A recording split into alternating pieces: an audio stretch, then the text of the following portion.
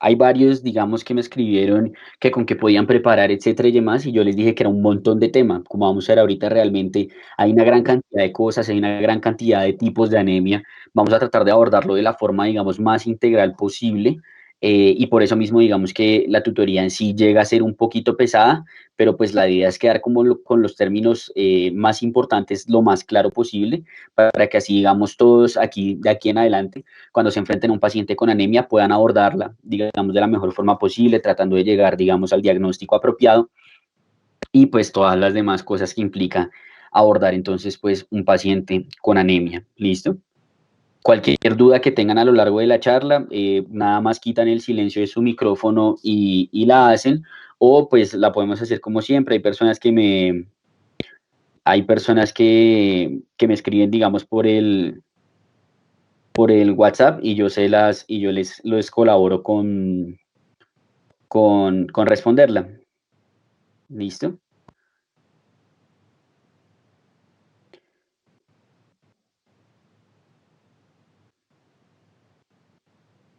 Listo. Vamos entonces a empezar ahora sí, qué pena la demora, eh, con el tema. Primero vamos a empezar pues como cómo sería pues el abordaje inicial de cuando nos llega entonces un paciente con anemia, ¿cierto? Digamos lo primero que sería reconocerla y demás. Listo. Nuevamente tenemos entonces la presencia de José Cruz, residente de medicina interna, para cualquier cosa, cualquier comentario adicional, dudas o hayas que hagan. También pues tengamos ahí el apoyo de él en tal caso de que yo no conozca o no sepa la respuesta además, o que pues él nos ayude a profundizar en ciertas cosas pues adicionales. Entonces, empezando con el abordaje inicial, que es como tal, pues reconocerla, demás, diagnosticarla, lo primero de lo que tenemos que hablar es entonces cuál es la definición, cómo vamos a definir el concepto de anemia. En general, si uno se pone a buscar esto, realmente no existe un consenso mundial en cómo cuál es el valor de anemia, o cuál es el valor a partir del cual vamos a empezar a hablar como tal de anemia. Pero sí existe una definición creada por la OMS que es la más utilizada y es esta. Vamos a decir que un paciente tiene anemia cuando es un hombre y tiene una hemoglobina por debajo de 13, que una mujer tiene una hemoglobina por debajo de 12 y que una mujer embarazada tiene una hemoglobina por debajo de 11. En estos contextos es que vamos a hablar entonces de que nos estamos enfrentando a un paciente con anemia. Si uno se pone a ver, realmente la estricta definición de anemia debería ser dos desviaciones estándar por debajo del promedio o de la media para un paciente de esa edad y de ese sexo. Y por eso digamos que quienes ya han pasado por pediatría o a quienes les gusta la pediatría, van a ver que cuando uno habla en pediatría de anemia, las definiciones de anemia sí van cambiando conforme a la edad y es precisamente conforme a esas dos derivaciones estándar para un Derivaciones texto. estándar para un texto. Por favor, todos apagar los micrófonos para que no haya pues el eco. Eh, digamos para un sexo específico y para una edad específica y por eso en los niños va a ir cambiando. En los adultos digamos que nos ahorramos ese problema y vamos a definir a todos con esta definición de la OMS, menor de 13 hombres, menor de 12 mujeres, menor de 12 mujeres embarazadas. La OMS además nos da una clasificación de grado 1, grado 2, grado 3 y grado 4 conforme a los valores de la hemoglobina, como están ahí esquematizados, pero realmente digamos que la utilidad en cuanto a intervenciones terapéuticas o cosas por el estilo basadas en esta clasificación no son tan importantes. Entonces es más como por, pues si quieren quedar, que su nota quede bonita y ponen anemia grado 1, pues bien, pero digamos que no va a tener una implicación como adicional. Lo que me importa es que todos quedemos claros en que esta va a ser la definición en la cual nos vamos a acuñir para diagnosticar si un paciente tiene o no tiene anemia. Para hablar de la anemia, pues digamos, vamos a hacer un repaso muy breve de lo que sería la eritropoyesis. No nos vamos a poner a hablar de todos los pasos, de todas las fases y demás. Lo que me importa es que ustedes sepan que en general uno tiene unas células madres hematopoyéticas, que son esas CD34 positivas, las cuales a partir de diferentes, digamos, mecanismos como la eritropoyetina y demás y diferentes estimulaciones, va a empezar a progresar hacia lo que sería un eritrocito maduro como tal. Y antes del eritrocito tenemos otras formas inmaduras como sería el reticulocito, normoblasto, etcétera y demás. Todo este proceso, desde que una célula madre define que va a ser un eritrocito, tarda más o menos unos 6 días en realizarse. ¿Listo? Y cuando estamos en esta fase que son los reticulocitos vamos a tener un pedazo de reticulocitos que van a estar en sangre y otro que no. ¿Listo? Y por eso vamos a ver que es normal que uno tenga cierto porcentaje de reticulocitos reticulocitos en la sangre, es decir, de unas formas inmaduras como tal de sus glóbulos rojos. Esos factores estimulantes, como habíamos dicho, van a ser la eritropoyetina y algunas citoquinas, y lo que ya habíamos mencionado, va a ser normal entonces que tengamos una cantidad limitada de reticulocitos en la sangre, y ya vamos a ver ahorita cuando hablemos del abordaje de las anemias, cómo esto va a tener una importancia para saber cómo abordar o cómo tratar de entender a qué tipo de anemia nos estamos enfrentando en nuestro paciente. Para diagnosticar entonces la anemia, ustedes vieron que era con un valor de hemoglobina. Entonces, en general, si uno tiene la sospecha, con los síntomas que ya vamos a hablar ahorita más adelante, lo que vamos a utilizar para diagnosticar la anemia son ciertas mediciones que se utilizan en el cuadro hemático, que están en relación con la línea roja y que más o menos ya habíamos mencionado para quienes estuvieron en la charla pues, de paraclínicos básicos. En la hemoglobina definimos entonces que es la concentración como tal de sangre que hay de la hemoglobina, que pues son estos valores usualmente para hombres y para mujeres, el hematocrito, que era el porcentaje de sangre que era glóbulos rojos como tal, y el conteo de glóbulos rojos, que era el conteo absoluto de cantidad de células por microlitro, que era normalmente entre 4,6 y 6,2 millones de células por microlitro.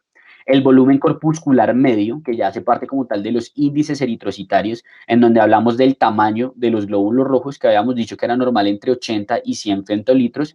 La hemoglobina corpuscular media, que era el contenido promedio de hemoglobina que vamos a tener en un glóbulo rojo, y que por eso va a estar expresado en unidades de masa, entre 22 y 34 picogramos, y la concentración promedio de hemoglobina en un glóbulo rojo, que va a ser la concentración de hemoglobina corpuscular media, que va a estar establecida entre 32 y 38 gramos por decilitro. ¿Cómo vamos a utilizar estos valores? ¿Cómo los vamos a interpretar, etcétera, y demás para llegar a un diagnóstico? Pues es lo que vamos a hablar ahorita, y es el objetivo, pues, en parte de la tutoría. Otras mediciones que podemos hacer, una muy importante, que es el ancho de distribución eritrocitaria, que se escribe muchas veces como RDW, en el cual lo que decimos es qué tan variables o qué tan discordantes son los tamaños de las poblaciones eritrocitarias que yo tengo en la sangre que estoy evaluando. Como dijimos, que más o menos un 2% de las células de la sangre que vamos a tener son reticulocitos y no eritrocitos maduros, es normal que haya cierta discrepancia entre los valores o entre los tamaños, perdón, de los eritrocitos, pero va a empezar a ser anormal en un proceso que se conoce como anisocitosis, cuando tenemos un RW por encima de 14. En cuanto a los reticulocitos, ya habíamos hablado que es el porcentaje de glóbulos rojos que son reticulocitos, que va a ser normal hasta el 2%. Y en cuanto al índice de producción reticulocitaria, lo que vamos a hacer es que vamos a corregir los reticulocitos conforme al hematocrito y al tiempo de maduración del paciente, que ya voy a explicar eso con un poco más de detalle. En general, los reticulocitos, digamos que son estos que estamos viendo acá. En general, los reticulocitos son células anucleadas, igual que el eritrocito, es decir, aquí ya se perdió el núcleo, a diferencia del normoblasto, que era, digamos, como el precursor del reticulocito, pero lo que sí tenemos teniendo en el reticulocito, a comparación de los eritrocitos, son los organelos, y por eso cuando se hace la tinción, uno logra ver los organelos, el retículo endoplasmático y demás, dentro del reticulocito, y por eso tiñe, digamos, de esta forma, y se conoce como policromatofilia este hallazgo. Entonces, si ustedes ven un frotis de sangre periférico que les reporta policromatofilia, no necesariamente es algo malo. Listo, la policromatofilia es que vieron un reticulocito por ahí.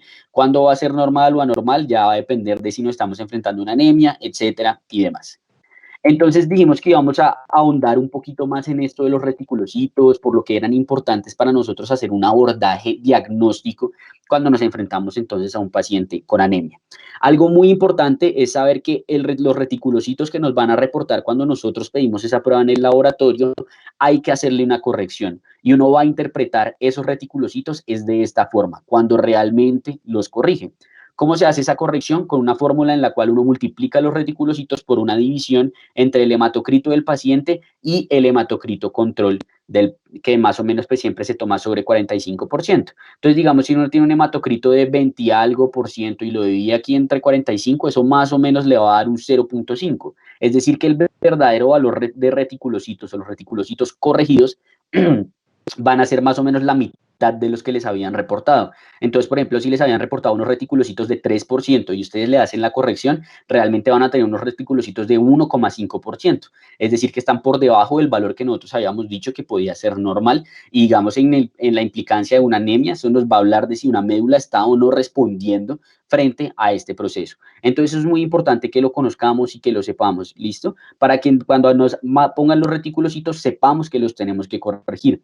Hay otra forma y algunos profesionales que prefieren hacer el índice de producción reticulocitaria, en el cual no solo vamos a hacer la corrección de los reticulocitos conforme al hematocrito del paciente, sino en cuanto al tiempo de maduración. Y el tiempo de maduración se hace con un estudio ahí que sacaron en el que dijeron, bueno, un reticulocito normalmente se demora un día en volverse eritrocito, pero si tenemos un hematocrito menor de 20%, eso quiere decir que la médula está sacando formas más inmaduras de reticulocitos y ya no se va a demorar un día en volverse eritrocito, sino se va a demorar 2.5 días. Y a mí lo que me importa saber es, además de cuántos reticulocitos hay, cuántos se están produciendo en ese día y cuántos es que en verdad están ahí desde ayer. Y para eso podría servir el índice de producción reticulocitaria. Pero en general, usualmente la aproximación con los reticulocitos corregidos es suficiente para uno poder clasificar entonces las anemias conforme a si la médula está o no está respondiendo, como lo vamos a ver ahorita en esto que hablamos de regenerativa y arregenerativa.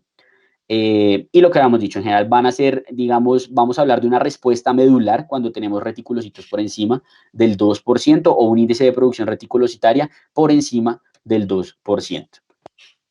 ¿Qué problemas hay o qué alteraciones podemos tener en todas estas concentraciones que hablamos, de la hemoglobina, del hematocrito, de la concentración de hemoglobina corpuscular media, etcétera y demás, que podemos tener cosas que nos hacen falsas elevaciones o falsas disminuciones en estos valores?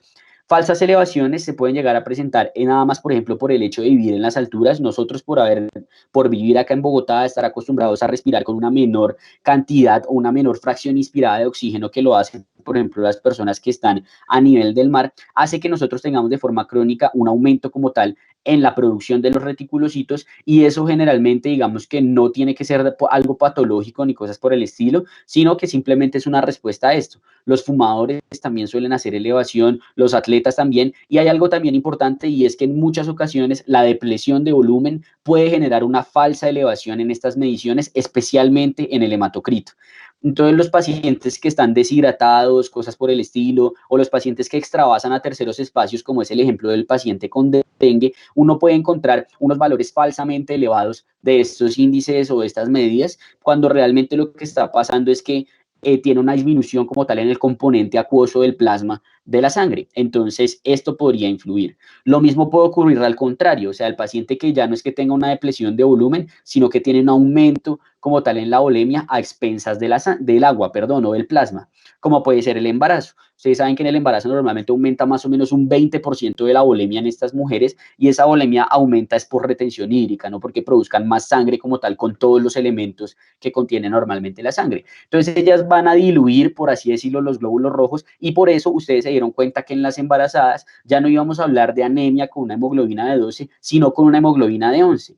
De igual forma, digamos que la raza negra, las enfermedades crónicas, los ancianos en muchas cosas van a disminuir de forma fisiológica o va a ser normal que tengan una disminución en estos valores. Entonces es importante tener en cuenta esto para no caer, digamos, en malas interpretaciones del hemograma. Algo también que habíamos mencionado ya en la tutoría de paraclínicos es que en el sangrado agudo no va a ser muy fiable como tal estas mediciones, porque cuando uno está sangrando, uno está botando toda la sangre, es decir, está botando igual, la misma cantidad de plasma, glóbulos rojos, leucocitos, etcétera y demás. Y como la hemoglobina a fin de cuentas es una concentración, la hemoglobina va a tener la misma concentración en 1 litro que en 3 litros de sangre. Entonces, en un sangrado agudo no va a haber alteraciones como tal en la hemoglobina. Si ustedes ven un paciente que está sangrando y tiene una hemoglobina disminuida, es porque ese paciente no empezó a sangrar hoy.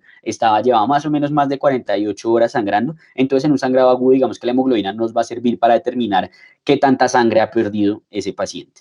Y aquí les dejo una duda que pues digamos ya vamos a ahondar un poquito en ella y es esto, usualmente digamos uno puede encontrar que en muchos sitios, incluso hay en algunos laboratorios que hacen esto, en los cuales dicen que el hematocrito es lo mismo que multiplicar por 3 la hemoglobina, ¿listo?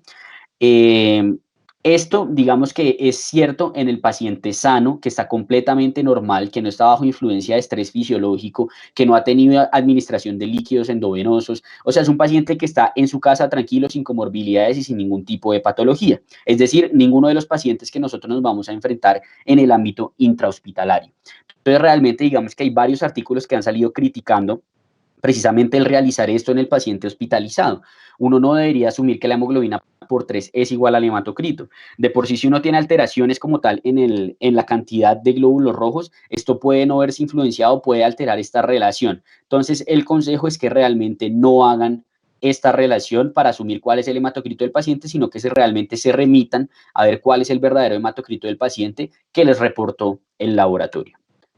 Ahora sí, digamos que con eso ya dijimos qué es lo que podíamos encontrarnos cuando pedíamos un hemograma o unas pruebas para abordar una anemia. Ya sabemos cómo la vamos a diagnosticar, que es con esos valores específicos de hemoglobina. Vamos a hablar entonces de cómo la vamos a clasificar. Para clasificarla tenemos estas tres posibles como mecanismos o estas tres posibles estrategias. La primera es conforme a la etiología. En la etiología podemos hablar de disminución en la producción, aumento en la destrucción o pérdidas. A nivel morfológico, podemos hablar de una anemia macrocítica, normocítica o microcítica, en donde aquí nos vamos a enfocar es en el volumen corpuscular medio, hablando de si está muy grande ese glóbulo rojo, está normal o está muy chiquito ese glóbulo rojo. Y usualmente en esta le suelen adicionar algo que es la cromía, si es hipercrómica, normocrómica o hipocrómica, que en esto se fundamenta en la hemoglobina corpuscular media. ¿Qué tanta utilidad hay realmente en determinar si es hipercrómica, normocrómica o hipocrómica? Pues realmente no es mucha. Si ustedes, como vamos a ver ahorita a lo largo de la charla, la aproximación a una microcitosis, macrocitosis, etcétera, no se va a ver influenciada conforme a si uno ve hipercromía, normocromía o hipocromía. Entonces, esto realmente es más como por tradición, que suelen hablar anemia normo-normo, anemia normocítica hipocrómica, pero créanme que esa hipocrómica, hipercrómica y normocrómica no les va a aportar mucho en cuanto a lo que ustedes necesitan realmente saber de anemia. Y por último tenemos la respuesta medular, que para esto es que vamos a utilizar los reticulocitos. Si nos enfrentamos a un paciente que tiene una disminución en la hemoglobina, nos importa saber si la médula está haciendo algo con respecto a eso, es decir, la médula se dio cuenta que tiene disminución en la hemoglobina y está tratando de producir más, y ahí eso se vería, digamos, influenciado o demostrado por unos reticulocitos aumentados y hablaríamos entonces de una anemia regenerativa. Mientras que si nos enfrentamos a una médula que le da igual o que simplemente no puede responder por diferentes patologías que vamos a hablar ahorita, nos estaríamos enfrentando a una anemia regenerativa con unos reticulocitos que definitivamente pues no van a estar por encima de ese 2% que habíamos mencionado. Hay muchos artículos que ustedes van a encontrar que les van a defender que esta pues va a ser, digamos, como la mejor aproximación diagnóstica que ustedes van a poder realizar. Pero uno, no vamos a tener reticulocitos en todo lado. Dos, los reticulocitos en algunos sitios se van a demorar más de lo que uno esperaría, mientras que uno siempre va a tener un volumen corpuscular medio si tiene un hemograma. Entonces, la gran mayoría a nivel de practicidad, a nivel de, digamos, de como de experiencia y todo lo que implica esto, se suele utilizar es esta clasificación morfológica y con base a esta clasificación es que nosotros vamos a hacer la revisión en este momento. Vamos a hablar de qué me puede causar una anemia macrocítica, qué me puede causar una anemia normocítica, qué me puede causar una anemia macrocítica y cómo va a estudiar cada una de esas cosas. Hablando de la etiología digamos que la podemos dividir entonces, como habíamos mencionado, en producción, destrucción y pérdidas.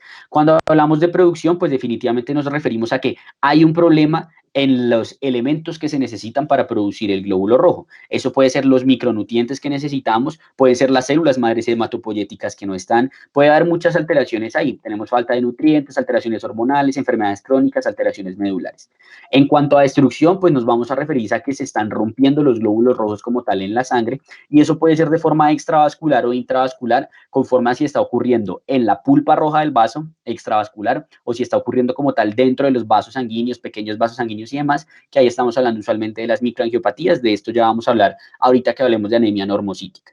Y en cuanto a pérdidas, pues definitivamente sangrados, ¿cierto? Puede ser un sangrado agudo, como sería el contexto del trauma, o puede ser un sangrado crónico, etcétera, y demás, como pueden ser pérdidas ocultas en un paciente con cáncer gastrointestinal que está sangrando, menstruación en las mujeres que, digamos, tienen hemorragia uterina normal o cosas por el estilo. ¿Cómo nos va a llegar entonces el paciente o a quién yo le voy a sospechar, conforme a qué hallazgos yo voy a sospechar que un paciente puede o no tener anemia? Eh, Usualmente los síntomas se podrían dividir en estos dos, los que están debidos a una disminución en el aporte de oxígeno a nivel de los tejidos periféricos, precisamente por lo que hay la disminución en la concentración de hemoglobina, y si esa anemia es por pérdidas, podemos ver contexto de hipovolemia en esos pacientes. Disminución de oxígeno, podemos ver disnea, fatiga, cefalea, un estado hiperdinámico en esos pacientes, donde digamos que el cuerpo de forma compensatoria al sentir que no le está llegando oxígeno a los tejidos periféricos, lo que hace es tratar de aumentar la cantidad de sangre que le puede llegar a esos tejidos. Y para eso hace unos pulsos saltones que podríamos evidenciar, pueden tener palpitaciones porque el cuerpo trata de que el corazón lata más rápido, pueden tener sensaciones pulsátiles en la oreja, etcétera y demás. Pueden hacer alteración en el estado de la conciencia e incluso en casos severos de, digamos, de anemia, podemos ver que puede haber un infarto agudo de miocardio tipo 2, que es ese que se debe precisamente a un desbalance entre el aporte y la demanda de oxígeno. Un corazón que está tratando de latir más rápido está consumiendo más oxígeno, pero una sangre que no le puede aportar ese oxígeno y ese corazón hace isquemia y puede hacer un infarto agudo de miocardio. En cuanto a hipovolemia, podemos tener fatiga, calambres, alteraciones del estado de la conciencia, hipotensión. Aquí estamos hablando, pues, más que todo como de síntomas, y podemos ver que el resto va a ser según la etiología, o sea, esto va a ser común a todas las anemias, pero hay otros síntomas que nos van a empezar a orientar como, bueno, esto puede ser una ferropenia, este puede ser un déficit de vitamina B12 o B9, etcétera, y demás. Otras cosas que podemos encontrar en el examen físico es la palidez mucocutánea, la ictericia, sobre todo cuando estamos hablando pues de estas anemias que son por destrucción, en donde hay liberación como tal pues de bilirrubinas, y eso hace una elevación de la bilirrubina indirecta y el paciente se puede presentar ictérico. Sangrado o síntomas de sangrado, un paciente que nos llegue con melenas, la mujer que nos llegue con hemorragia uterina normal, etcétera y demás, ahí podríamos estar pensando pues en una anemia por pérdidas. Ortostatismo que podríamos llegar a evidenciar en esos pacientes, que recuerden que el ortostatismo no es que el paciente se levante y se siente mareado, sino es una pérdida que está establecida de acuerdo a las cifras tensionales, hay otros que hablan de una disminución específica en la frecuencia cardíaca, etcétera y demás, pero está bien definida cuál es la definición de ortostatismo, que usualmente es una caída de más de 20 en la sistólica, de más de 10 en la diastólica, cuando un paciente se para y en los siguientes 3 minutos que se valora, digamos, esa caída en la tensión arterial. Y podemos tener, digamos, en el examen físico cosas secundarias a este estado hiperdinamico que ya dijimos que podían instalar estos pacientes, como puede ser una taquicardia e incluso un soplo sistólico, porque cuando tenemos un soplo sistólico y hay una disminución en la viscosidad como tal, por ley de Bernoulli, etcétera, y demás, y todas esas cosas que implican el flujo, vamos a ver que cuando hay una disminución en la viscosidad, el flujo se vuelve más turbulento, y eso puede hacer que haya un soplo sistólico en esos pacientes.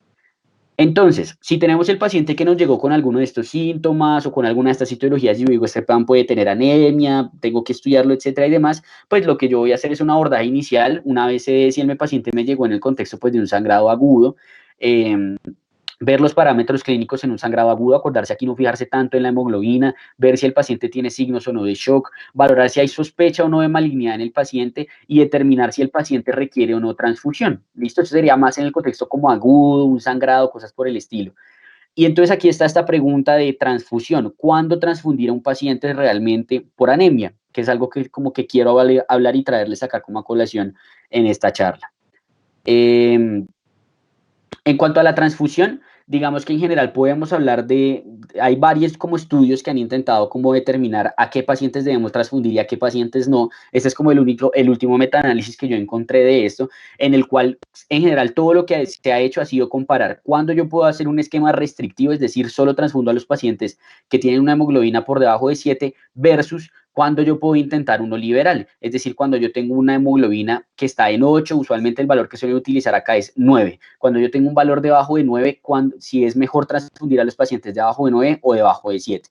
Y en general, lo que se ha visto es que utilizar un esquema restrictivo no hace diferencias en mortalidad a que si uno utiliza un esquema liberal, es decir, cuando es menor de 9. Es decir, que en la gran mayoría de los pacientes, excepto ciertos grupos de incertidumbre que ya vamos a mencionar, lo ideal, digamos por la evidencia que tenemos hasta el momento, que no es la mejor, pero pues es lo que hay, es transfundirlos con un esquema restrictivo.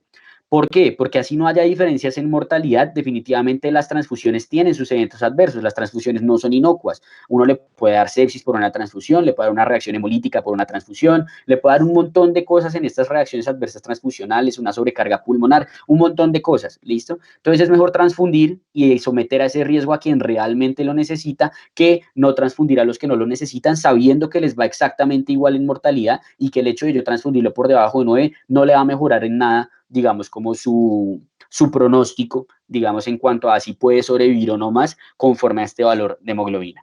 Entonces, ¿cuáles son esos grupos con incertidumbre en donde no podemos estar tan tranquilos de decir, no, lo mejor es dejarlo solo hasta que llegue a 7 y lo transfundimos? ¿Cuáles van a ser esos grupos?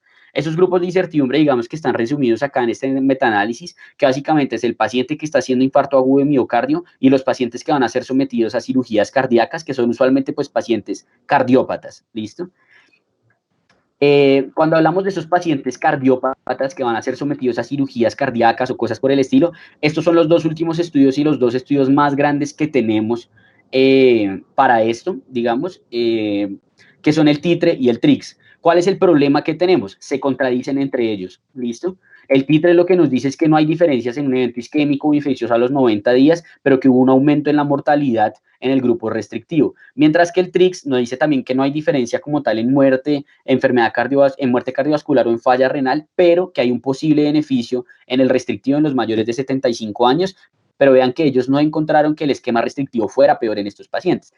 Entonces no sabemos qué hacer con estos pacientes, la verdad. Digamos que no se sabe en el contexto del paciente cardiovascular crónico cuándo sería el mejor momento para transfundirlo. Ahí estamos en una zona gris que todavía no tenemos una respuesta. En cuanto al infarto agudo de miocardio, que era el otro, digamos, escenario que habíamos dicho que también entra dentro de esos grupos de incertidumbre, el infarto agudo de miocardio sí ya está un poco más claro, los estudios no son muy grandes, pero lo que tenemos es que definitivamente si uno utiliza un esquema restrictivo versus un esquema liberal, hay una mayor mortalidad en los pacientes que están teniendo un evento isquémico agudo en ese momento. Es decir, el paciente que se está infartando es mejor transfundirlo cuando tiene una hemoglobina debajo de 9 a cuando tiene una hemoglobina debajo de 7. Digamos que este sería el grupo de incertidumbre que diríamos, no, venga, mejor dejémoslo en 9. Con todo esto, digamos, como qué consenso podemos hacer para definir qué vamos a dejar para los pacientes. Hemoglobina debajo de 7 para todo el mundo, menos para ciertas excepciones. Hemoglobina debajo de 8, 9 para el paciente que se está infartando, duda ahí en falla cardíaca y algo que sí se sabe es que si un paciente tiene síntomas y esos síntomas son debidos a la anemia y tiene una hemoglobina menor de 10, se le hace la transfusión, no porque haya una mejoría en mortalidad o cosas por el estilo, sino porque la transfusión va a ser definitivamente el único alivio sintomático que vamos a tener para este paciente si los síntomas son realmente debidos a la anemia. ¿Listo? Entonces, en general, 7 para todo el mundo, 9 para el infarto y para los cardiópatas, dúdenlo. No sabemos muy bien, hay gente que prefiere irse por el esquema liberal y decir, como no sabemos, de pronto se mueren más, hagámoslo hasta 9. Hay unos que dicen, no, no hay evidencia en cronicidad, dejémoslo en 7. Eso digamos que ya va a ser dependiente de cada uno.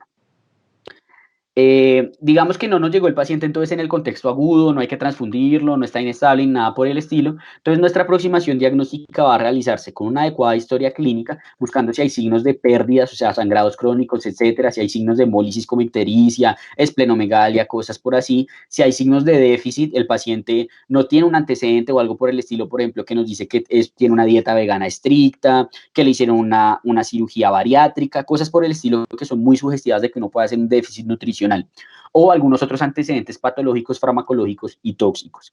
Se toman unos paraclínicos básicos, que básicamente va a ser hemograma de reticulocitos y RBW, y en los paraclínicos de extensión pues se van a tomar según los hallazgos y según la sospecha diagnóstica que nosotros tengamos. Hay varios escenarios urgentes que se pueden presentar con una anemia, de los cuales vamos a hablar un poco a lo largo pues, de la tutoría.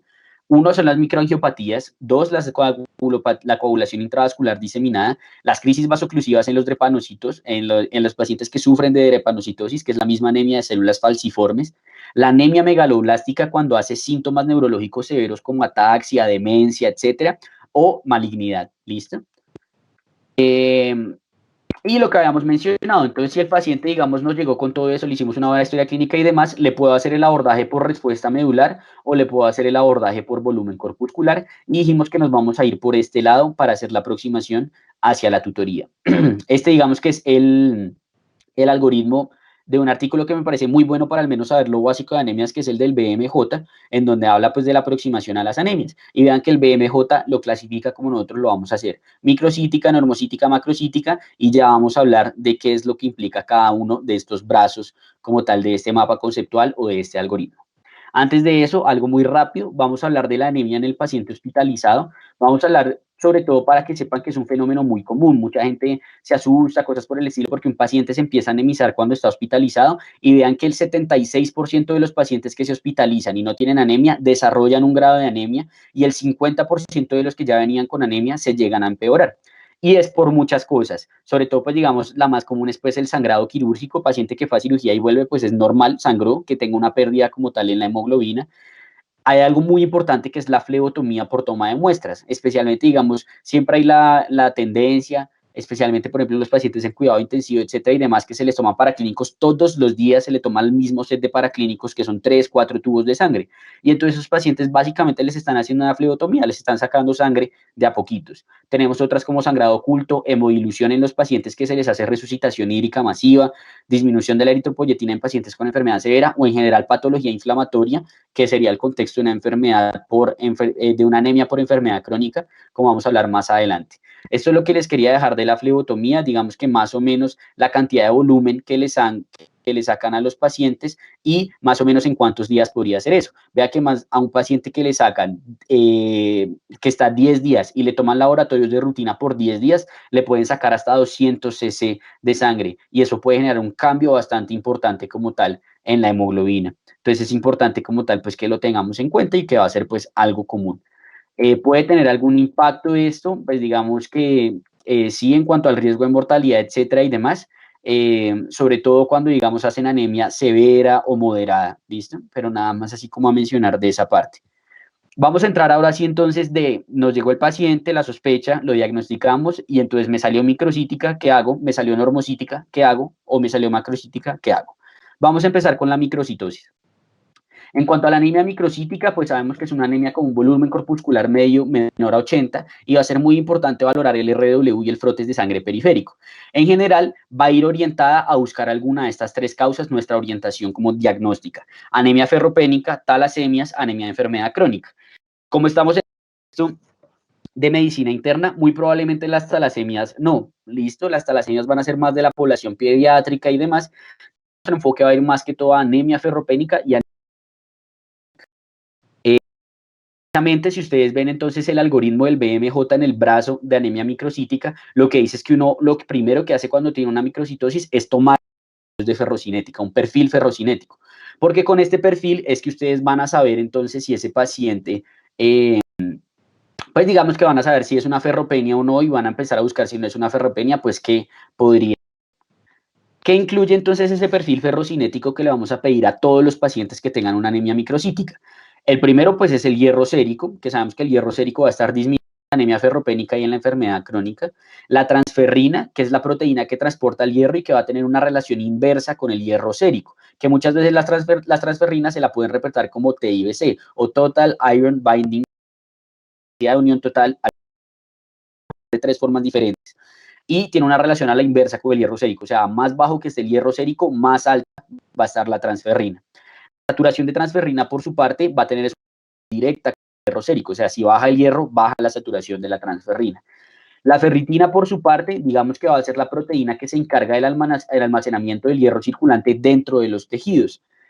Usualmente, lo que uno espera con la ferritina es que tenga, si yo tengo ferropenia, la ferritina también. Pero el problema es que lastimosamente la ferritina no la podemos interpretar de esa forma como de fase aguda. Es decir, es una de esas proteínas que se nos eleva cuando tenemos una reacción inflamatoria. Y por eso, digamos que en general en la ferritina nos enfrentamos de si el paciente tiene un fenómeno inflamatorio. Pero vamos a ver ahorita que anemia ferropénica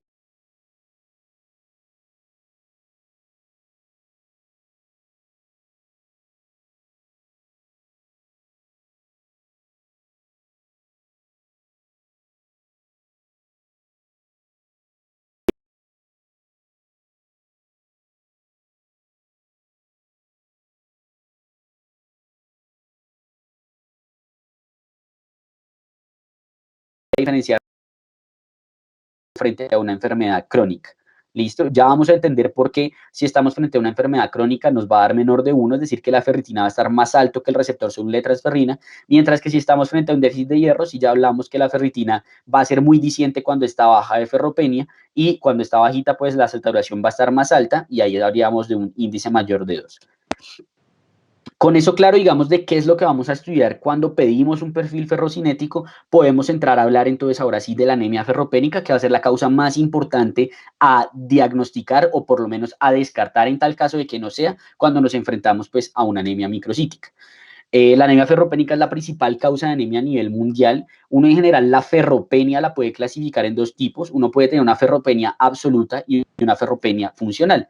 La ferropenia absoluta es el man que está anémico y no tiene reservas. La ferropenia funcional es el man que no está anémico, pero no tiene reservas de hierro. Entonces, si le llega a ocurrir un trauma, si lo llegan a operar, si se llega a enfermar, lo que sea que implique que ese paciente requiera un aumento en la producción de los eritrocitos, no lo va a lograr porque no tiene reservas de hierro y ahí nos va a entrar como tal en la anemia. Esta anemia funcional va a ser particularmente importante, sobre todo en los pacientes con cáncer y en los pacientes con enfermedad renal crónica, como ya veremos ahorita.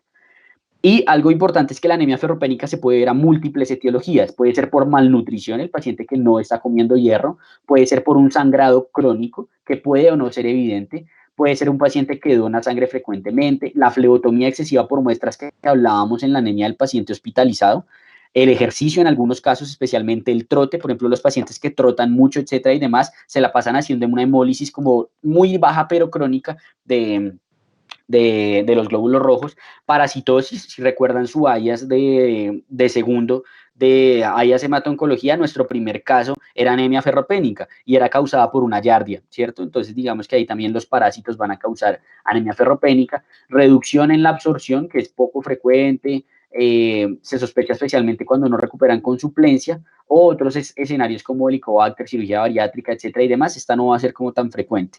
Redistribución por terapias con eritropoyetina, hemosiderosis, que es como la acumulación de hierro en algunos otros sitios, que es como lo previo a la hemocromatosis, y lo que habíamos hablado de algunos atletas, ¿listo?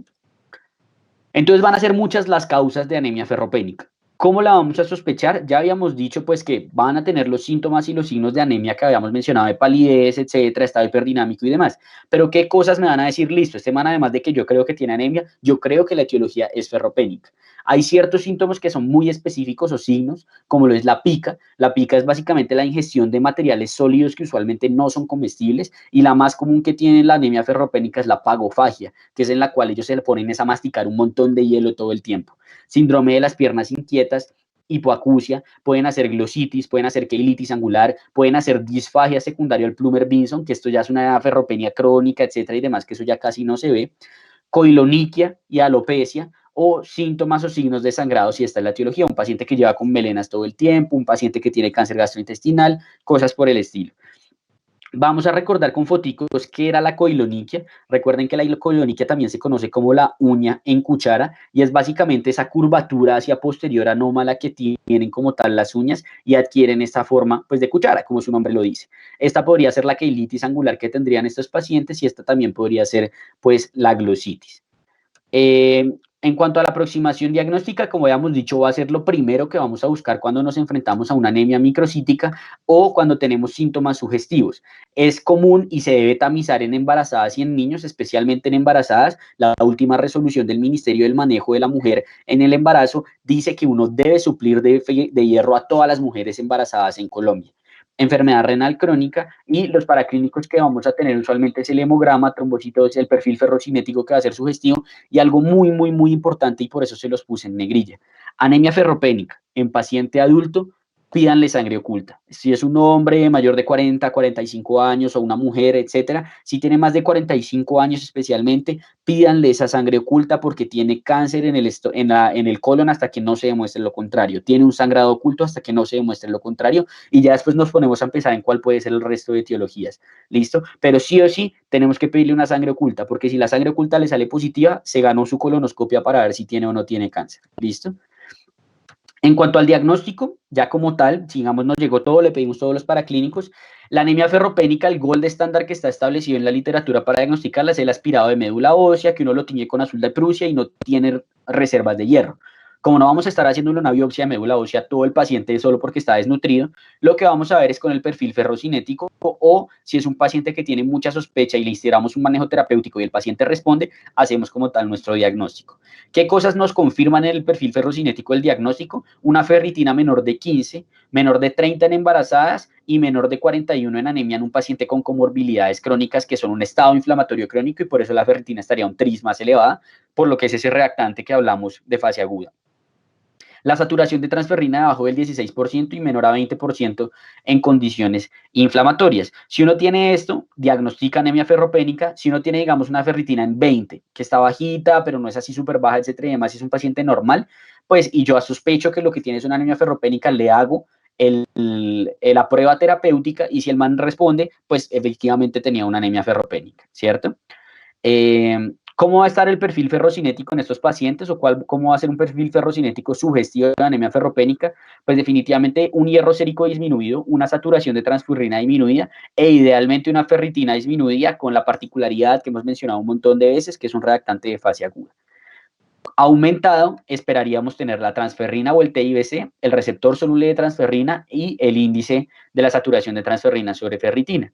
Y algo importante que les dejo acá de enfermedad renal crónica es que lo que les había dicho, esta ferropenia funcional va a ser importante diagnosticarla en ellos cuando tienen ferritina entre 100 y 500 o tienen saturación de transferrina entre 20 y 30. Esto va a ser importante porque si uno de estos pacientes les va a iniciar terapia con eritropoyetina, si ustedes le ponen eritropoyetina y este man tenía una ferropenia funcional, que es la que dijimos que no está anémico pero no tiene reservas, la eritropoyetina ustedes se la pusieron y esa eritropoyetina reclutó, digamos, o intentó reclutar hierro para generar más glóbulos rojos y no lo logró porque no había hierro de reserva. Y lo que hicieron fue someter al paciente a los eventos adversos de la eritropoyetina, como puede ser una trombosis o cosas por el estilo. El diagnóstico etiológico, entonces ya diagnosticamos, establecimos que es una anemia ferropénica, buscar la causa, entonces pues vamos a buscar precisamente si tiene antecedentes familiares, medicamentos o algo que me sugiera un sangrado, si es un atleta, si tiene alteraciones gastrointestinales, el sangrado, lo que habíamos dicho siempre, descartar sangrado gastrointestinal, o si definitivamente es una malnutrición, una dieta vegana que no está haciendo, digamos, como un adecuado seguimiento con nutrición y no está recibiendo los suplementos que necesita, etcétera y demás. ¿Cuál va a ser el manejo de esta anemia? Básicamente, pues es, si le falta hierro, póngale hierro, súplale ese hierro. El hierro lo puede suplir de forma oral o de forma parenteral. La forma oral, digamos que va a ser el ideal, digamos que es el que esperaríamos poder utilizar en todos los pacientes. ¿Qué consideraciones debemos tener? Uno es que cualquier preparación, cualquier sal ferrosa les va a servir. Eh, que no sea entérica, o sea, que no tenga un recubrimiento de liberación prolongada ni nada de eso, porque lo que se ha visto es que esto altera completamente y hace un montón de fallos terapéuticos. Idealmente debería darse en ayunas con jugo de naranja, no porque el jugo de naranja haga algo en especial, sino porque la acidez hace que pase de ferroso a férrico el estado del hierro y esa es, digamos, como la forma en que mejor se absorbe por el transportador de metal divalente en el intestino. Y digamos, eso es lo que va a ayudar para que haya una mejor absorción como tal del hierro. Y la gran mayoría de personas van a tener eventos adversos gastrointestinales. Y por esto, a pesar de que lo ideal es darlo en ayunas, muchas veces ustedes van a ver que lo que se prefiere es decirle, bueno, si no se lo aguanta, cómaselo con la comida. Sabemos que pues no va a tener la eficacia que tendría si es en ayunas, pero igual va a estar recibiendo hierro. Se va a demorar un poquito más el esquema terapéutico, pero se lo vamos a poder dar y el paciente va a ser adherente. Cuando hablamos de la parte parenteral, pues entonces a quienes, si dijimos que lo ideal era oral, a quienes le vamos a dar parenteral. Uno, un paciente que tenga pérdidas sanguíneas continuas que no se están controlando. Entonces, una hemorragia uterina normal que no ha resuelto, el sangrado gastrointestinal bajo crónico que no resuelve, etcétera y demás, pues ese paciente si le dan oral no le va a servir. Ahí toca reponerle parenteral. Pacientes que tengan problemas de mala absorción o inflamación intestinal, porque esto pues va a hacer que el hierro, así yo se lo dé, pues no lo absorba, ¿cierto? Y en el embarazo, en el segundo y tercer trimestre, cuando se enfrenten a una mujer con una hemoglobina debajo de 10.5, lo ideal es darle su esquema parenteral. Algo muy importante es que antes el hierro generaba un montón de reacciones anafilácticas y cosas por el estilo. Esto digamos que ya está muy bajo, la presentación del hierro que se utilizaba ya no está disponible, pues digamos la que daba más la reacción anafiláctica, etcétera y demás. Entonces eso es como importante tenerlo. Todos importantes se van a ir de manejo nutricional, o sea, no solo les vamos a dar la suplencia del hierro, sino que les vamos a decir, pues en tal caso de que no sea vegano o vegetariano, consuma carnes, idealmente que sea carne roja porque es la que más hierro va a tener, si puede que sea hígado, mucho mejor porque es la carne que más, o sea, de las carnes rojas es la que más hierro tiene, y otros alimentos que no sean cárnicos que pues también tengan productos de hierro, como son los vegetales tipo espinaca, como son, digamos, en general los vegetales verdes tienen un muy buen contenido de hierro, y como son los granos, listo, las legumbres y los granos también van a tener un contenido de hierro pues ideal. Lo ideal es que sea, digamos, en general el hierro se clasifica en M y no M, o sea, el que está unido a la sangre y el que no está unido a la sangre o a las proteínas transportadoras de oxígeno, y el que viene en la carne con la mioglobina pues sería el ideal, ¿listo? Porque ese es el M. Pero pues si el paciente es vegano o algo por el estilo, pues que se consuma el no M y con eso pues ahí vamos mejorando. Uno le hace el control con perfil ferrocinético y todas las 2 a 4 semanas, y algo muy, muy, muy importante, ustedes no le van a quitar la suplencia de hierro cuando el man llegue a un valor meta de hemoglobina. No, porque eso quiere decir que sí, ya tenemos una hemoglobina bien, pero eso no les garantiza que el man ya haya hecho reservas de hierro. Entonces puede que ustedes lo dejen en una ferropenia funcional y en 2, 3 meses vuelve a tener anemia ese paciente. Entonces esos pacientes uno los maneja hasta que normalicen el perfil ferrocinético. Si normaliza el perfil ferrocinético y usted dice, listo, este man ya tiene buena hemoglobina, tiene buen perfil ferrocinético, ya digamos que acumuló o ya repletó las reservas de hierro. Estos serían los esquemas que podríamos llegar a dar en cuanto a los medicamentos vía oral. La que más se utiliza es el sulfato ferroso, se da 300 miligramos día, hay tabletas de 100 y de 300. Y el hierro carboximaltosa, que es el que se da intravenoso, se da usualmente 500 miligramos. Lo que usted hace es coger 10 cc y llevarlos a 100 cc, o 1 gramo, que son 20 cc, los lleva a 250 cc. Y le da una infusión lenta de más o menos 15 minutos. Listo, la presentación viene de 50 miligramos por mililitro, y en los asmáticos, por eso es que dijimos de que algunos pueden tener su riesgo ahí de reacciones adversas, se pueden premedicar con metilprednisolona, pero pues nada, algo así como adicional. Eso sería todo en cuanto a anemia ferropénica. ¿Hay alguien que tenga alguna duda de lo que hemos hablado hasta ahorita de anemia ferropénica o algo por el estilo?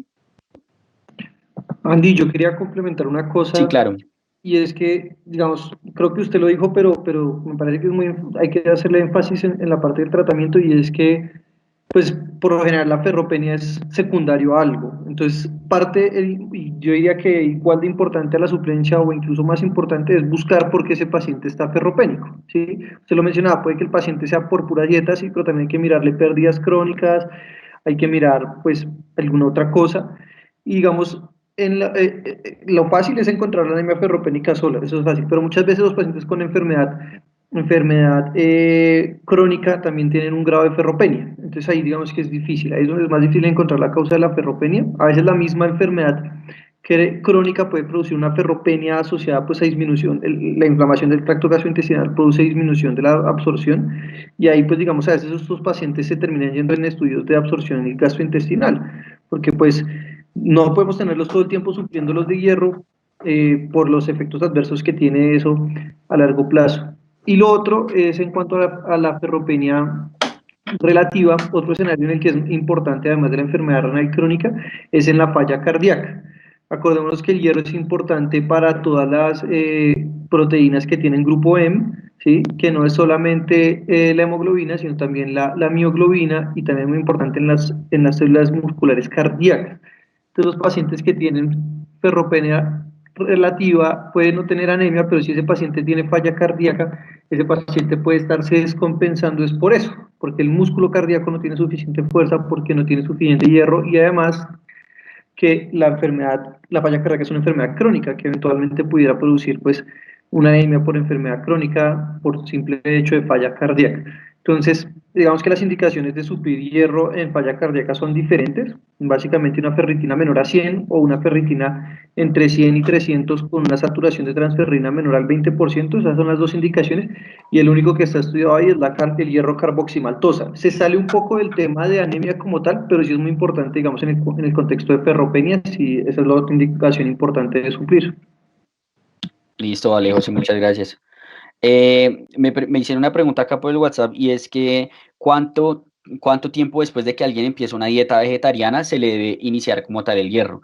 Pues no es algo que yo haya leído, pero yo asumo en general, pues no sé, lo que yo conozco, los amigos que yo tengo vegetarianos, apenas uno toma la decisión de que va a realizar una dieta vegetariana, lo ideal es que antes de empezarla usted tenga la cita con el nutricionista para que le diga cómo hacer la suplencia, porque digamos, no es como que después de un tiempo de ser vegetariano ahí le empezó la ferropenia, sino que lo ideal es que usted mantenga como los requerimientos diarios que hay de hierro y de todas las suplencias, digamos, que nos dan los elementos cárnicos que se dejarían de tener una dieta vegetariana, mediante diversos suplementos. Entonces, que aumentarle el consumo de hierro con tales, digamos, como con otras proteínas o cosas por el estilo en el cual se pueda suplir. No es como que después de un momento uno diga, no, ya ahorita empiece, sino que en general cuando se va a empezar la dieta vegetariana se debe hacer de forma como educada, por así decirlo, o acompañada más bien, y que de esa forma se evite precisamente es que lleguen a esos déficits nutricionales que a veces llegan a cursar, pues digamos, los pacientes vegetarianos o especialmente, digamos, los veganos estrictos.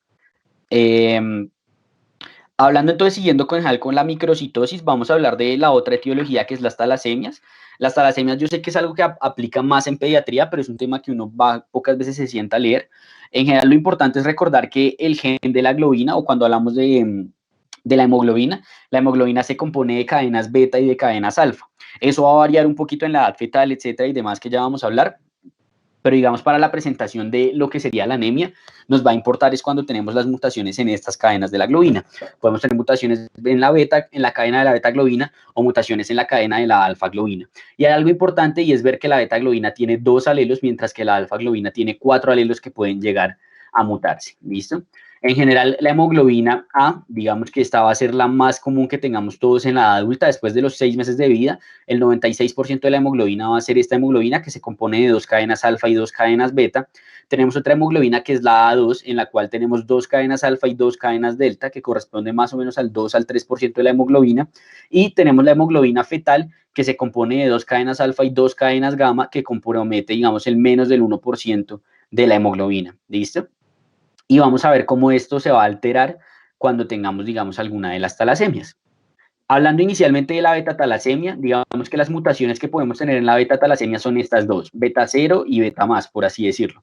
La beta 0 es que básicamente no produce nada, digamos que no se produce nada como tal de la cadena de la globina beta, y cuando tiene una mutación beta más es que hace una disminución en la producción, o sea, disminuye parcialmente la producción, pero no es una ausencia absoluta de la producción de la globina. Conforme a cómo se muten, nosotros dijimos que tenían 2 alelos, podemos tener un normal con beta 0, un normal con beta más, 2 beta 0, etcétera, que es lo que estamos viendo acá.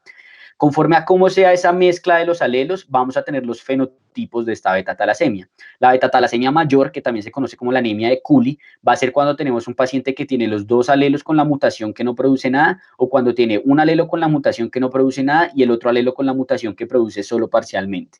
Vamos a tener un fenotipo intermedio, una beta-talasemia intermedia, cuando tenemos 2 mutaciones que disminuyen parcialmente la producción, y vamos a tener una anemia menor o rasgo talasémico cuando hablamos de una cadena normal o un alelo completamente normal, y el otro puede tener pues la mutación que sea, pero tenemos como tal un alelo normal.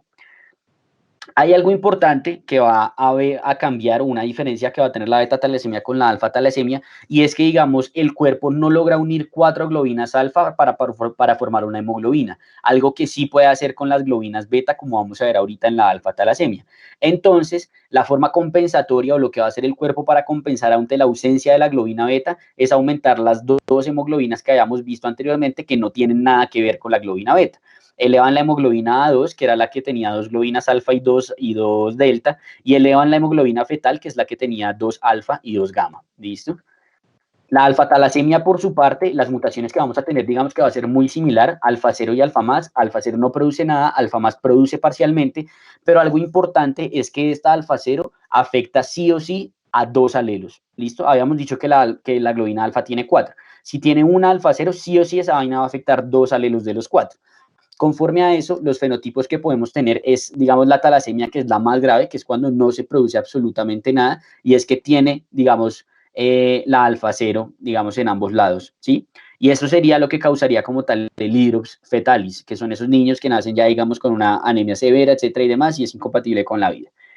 Tenemos otra, que es el paciente que en 2 alelos tiene el alfa cero, o sea, no produce nada en este alelo, y el otro alelo tiene uno normal y en el otro tiene una alfa más. Entonces tiene disminuido parcialmente esta está produciendo bien y estas no producen absolutamente nada. Este sería como una hemoglobina también, digamos, como mayor, sería bastante severa, y tenemos la menor o el rasgo talasémico, en el cual tenemos un alelo completamente normal con los otros 2 alelos afectados por alfa cero, o una mezcla, digamos, de en general de heterocigosidad, que tenemos normal, mutación que disminuye parcialmente, normal y mutación que disminuye parcialmente. Y el rasgo que va a ser la más, digamos, como leve de todas, va a ser cuando es normal y solamente un alelito mutado con esta alfa más. ¿Listo? Aquí, digamos que lo que habíamos dicho, en la alfa talasemia sí se producen tetrámeros de globina gamma y de globina beta. Estos tetrámeros de globina gamma es lo que se conoce como la hemoglobina BART, y es la razón por la cual ocurre el hidrops fetalis. ¿listo? Por la cual este fenotipo es incompatible con la vida. Estos pacientes lo que hacen es tetrámeros de globina gamma, entonces esta hemoglobina fetal ya no es hemoglobina fetal, sino que se convierte en esta hemoglobina BART. Y esta globina gamma es demasiado afín al oxígeno y no lo suelta por nada del mundo, entonces se queda con todo el oxígeno, no lo reparte a los tejidos periféricos y pues básicamente hay una hipoxia en general en los tejidos secundario a que no se está liberando. Mientras que la hemoglobina H, que sería como el fenotipo de talasemia mayor, por así decirlo, va a ser cuando son tetrámeros de globina beta. Entonces aquí lo que vamos a hacer es una ausencia o disminución de estas hemoglobinas que todas tenían que ver con la globina alfa y va a haber un aumento de esta hemoglobina anormal, ¿listo? Y eso es lo que sería, lo que vería uno, digamos, como en la electroforesis de proteínas, cuando uno mira la electroforesis como tal de las cadenas de la globina. En cuanto a fisiopatología, digamos qué cosas es importante saber que pueden llegar a ser estos pacientes.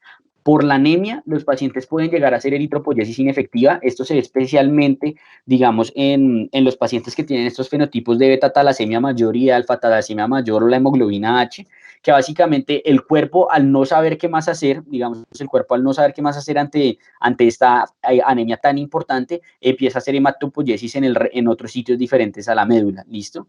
Y hace hematopoiesis extramedular. Adicionalmente, estos pacientes, digamos que estos glóbulos rojos van a ser anómalos y por ende van a tener hemólisis crónicas. Y esa hemólisis crónica muchas veces se va a traducir a largo plazo en una colelitiasis y en esplenomegalia. Recuerden que si uno hace hemólisis crónica, como está liberando de forma crónica una mayor cantidad de bilirrubinas que las debería, eso afectaría, digamos, la composición de las sales biliares y de los ácidos biliares propendría, perdón, no sé si se diga así, a la precipitación y a la formación como tal, pues, de los cálculos. Y pues la esplenomegalia. En cuanto a la sobrecarga de hierro, en la sobrecarga de hierro tenemos eritropoyesis inefectiva más transfusiones, es decir, el paciente que todo el tiempo lo están transfundiendo y empiezan a hacer esta sobrecarga de hierro. Ahí se me fue al final, perdón. Entonces, ¿cómo se va a ver esa, digamos, esa sobrecarga de hierro en esos pacientes? Va a ser una hemocromatosis secundaria. Recuerden que uno puede tener hemocromatosis primaria por la mutación del gen de la fascina y todas esas vainas, pero en un paciente que están transfundiendo todo el tiempo desde que está chiquito, eso a largo plazo va a generar acumulación de hierro en los tejidos. Y el hierro lo que empieza a hacer es meterse en sitios en donde no debería. ¿Cuáles se va a meter? Básicamente en el tejido endocrino, se va a meter en el tejido cardiovascular y se va a meter en el hígado. Entonces, estos pacientes pueden hacer endocrinopatías, ¿cierto? Que esas endocrinopatías pueden ser diabetes, alteración en la hormona del crecimiento, etcétera y demás. Pueden hacer cirrosis secundaria de hemocromatosis y pueden hacer cardiomiopatías restrictivas precisamente por esa acumulación de hierro en el corazón. Conforme a eso, digamos que la presentación clínica va a ser dependiente de si es una anemia severa o una anemia mayor, una anemia moderada o intermedia, o simplemente es un rasgo talasémico o una talasemia menor. ¿Listo? Cuando estamos frente a una anemia severa o una talasemia mayor, es el paciente que está haciendo anemia todo el tiempo, que es dependiente de transfusión y que tiene todas estas cosas de hematopoiesis extramedular, hemólisis crónica, sobrecarga de hierro. La talasemia moderada va a ser ese paciente que vive tranquilo su vida usualmente, pero ante episodios de estrés se anemiza y requiere transfusión. Mientras que la talasemia menor o el rasgo talasémico va a ser usualmente el paciente que o no tiene anemia o simplemente tiene microcitosis y no suele requerir de transfusiones. Si hacen hemólisis crónica, ya habíamos dicho que hacen esplenomegalia y colelitiasis, y algo importante es esta hematopoiesis extramedular. La hematopoiesis extramedular va a hacer que muchas veces los pacientes con talasemia mayor adquieran un fenotipo característico que se conoce como cara de mono, ¿listo? Hacen además alteración dentaria, hacen alteraciones en la morfología de la caja torácica, hacen osteopenia y osteoporosis, tienen masas óseas de médula ósea eritroide que les duelen, hacen dolor óseo por lo que se crece esta médula ósea y muchas veces incluso pueden tratar de hacer hematopoiesis en el hígado y en el vaso y eso conllevar a una hepatoesplenomegalia. ¿Listo? Y algo importante es que la presentación de los síntomas va a variar si es una hemoglobina, una talasemia alfa o una beta talasemia. Como digamos que la beta talasemia es la que tenía que ver con la hemoglobina A, esa hemoglobina habíamos dicho que solo se empieza a producir después de los 6 meses de vida. Entonces estos pacientes son asintomáticos hasta los 6 meses de vida y después de los 6 meses de vida empiezan a tener sus crisis de anemia. Mientras que la alfa talasemia desde el nacimiento tiene la sintomatología porque la alfa está incluida en todas las 3 hemoglobinas de las que dependemos desde la vida fetal. Esta sería la fascis en cara de mono. Básicamente esto es que está engrosado todos estos huesos de la cara porque aquí el cuerpo está haciendo hematopoiesis y hace una hematopoiesis extramedular. En ocasiones hacen incluso en el cráneo y generan esta morfología en la radiografía de la cabeza que se conoce como cráneo en corte militar, que también es sugestivo de hematopoiesis extramedular. Por sobrecarga de hierro, ya habíamos dicho todas las cosas que podrían hacer. Adicionalmente, pueden hacer déficit nutricional, están en mayor riesgo de hipertensión pulmonar, de trombosis, de úlceras, de cáncer. El abordaje diagnóstico de estos pacientes básicamente es solicitarles su hemograma y su frotis de sangre periférico, valorar el perfil ferrocinético en el cual vamos a tener hierro, ferritina y saturación de transferrina aumentados, por lo que hacen esta sobrecarga de hierro, y van a tener un TIBC y una saturación de transferrina o un receptor soluble de transferrina disminuidos. En cuanto al diagnóstico, usualmente va a ser con electroforesis o con cromatografía de hemoglobina y vamos a ver eso, si hay una hemoglobina normal, si está disminuida, etcétera y demás, y con eso se va a ver. ¿Qué cosas podemos ver en el frotis de sangre periférico de los pacientes talasémicos? Los dianocitos, que son estas células que parecen precisamente en diana, o sea, en no sé cómo, sí, como una diana, como cuando uno hace tiro al arco, ¿listo? Y estas cosas que si ustedes ven parecen lágrimas, me voy a acercar un poquito para que se vea un poco mejor. Miren que parecen lágrimas, esta se ve súper bien, que precisamente se conocen como dacriocitos, ¿listo? En cuanto al manejo, el manejo va a depender de qué tan severa sea la anemia y esto que están presentando estos pacientes. Si nos enfrentamos a una talasemia mayor, usualmente va a ser un paciente que requiere transfusiones todo el tiempo, requiere suplencia de ácido fólico y hay otros manejos que se han estado generalizando, pero pues esto va a ser más como del hematólogo.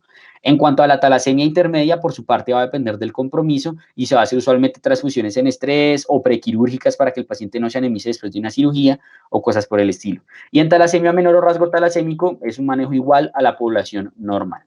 El seguimiento de estos pacientes básicamente es determinar si hacen o no hacen sobrecarga de hierro, entonces uno les está haciendo perfil ferrocinético de forma seriada y si uno encuentra que tiene una ferritina por encima de 1000, que tiene un hierro en el hígado por encima de 3 miligramos o en un corazón, digamos, se ve alteraciones en la resonancia o cosas por el estilo, en el TAC, perdón, se empezaría a sospechar la sobrecarga de hierro. Se hace valoración por crecimiento, odontología y oftalmología, se hace valoración, digamos, todo el tiempo del hígado, precisamente por esta misma sobrecarga de hierro y de la parte endocrinológica. Lo último de lo que vamos a hablar de normocitosis es la anemia siderolástica, que usualmente es por una eritropoyesis inefectiva por afección mitocondrial, que cuando la van a sospechar ustedes, usualmente cuando tienen una anemia microcítica no explicada. O sea, no es por ferropenia, no es una talasemia, no es por enfermedad crónica, que ya vamos a hablar de esa ahorita en normocitosis. Entonces yo ya no sé qué más puede ser y entonces me empiezo a sospechar que podría ser una anemia siderolástica. Se conoce así porque tiene sideroblastos la ósea, que precisamente es una precipitación de ferritina a nivel mitocondrial.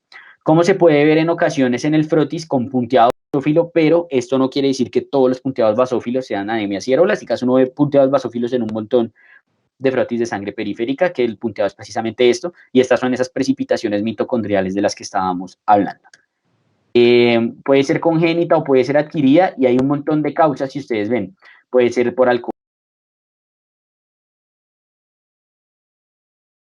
plomo, y entonces el dirigido a que sea lo que me lo esté causando. Si es déficit de vitamina D, la suplo, si es déficit de vitamina B1, la suplo, si es por plomo, utilizo quelantes si los necesito y así sucesivamente.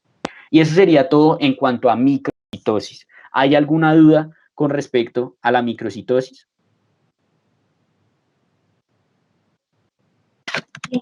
Yo tengo una pequeña duda. Cuénteme.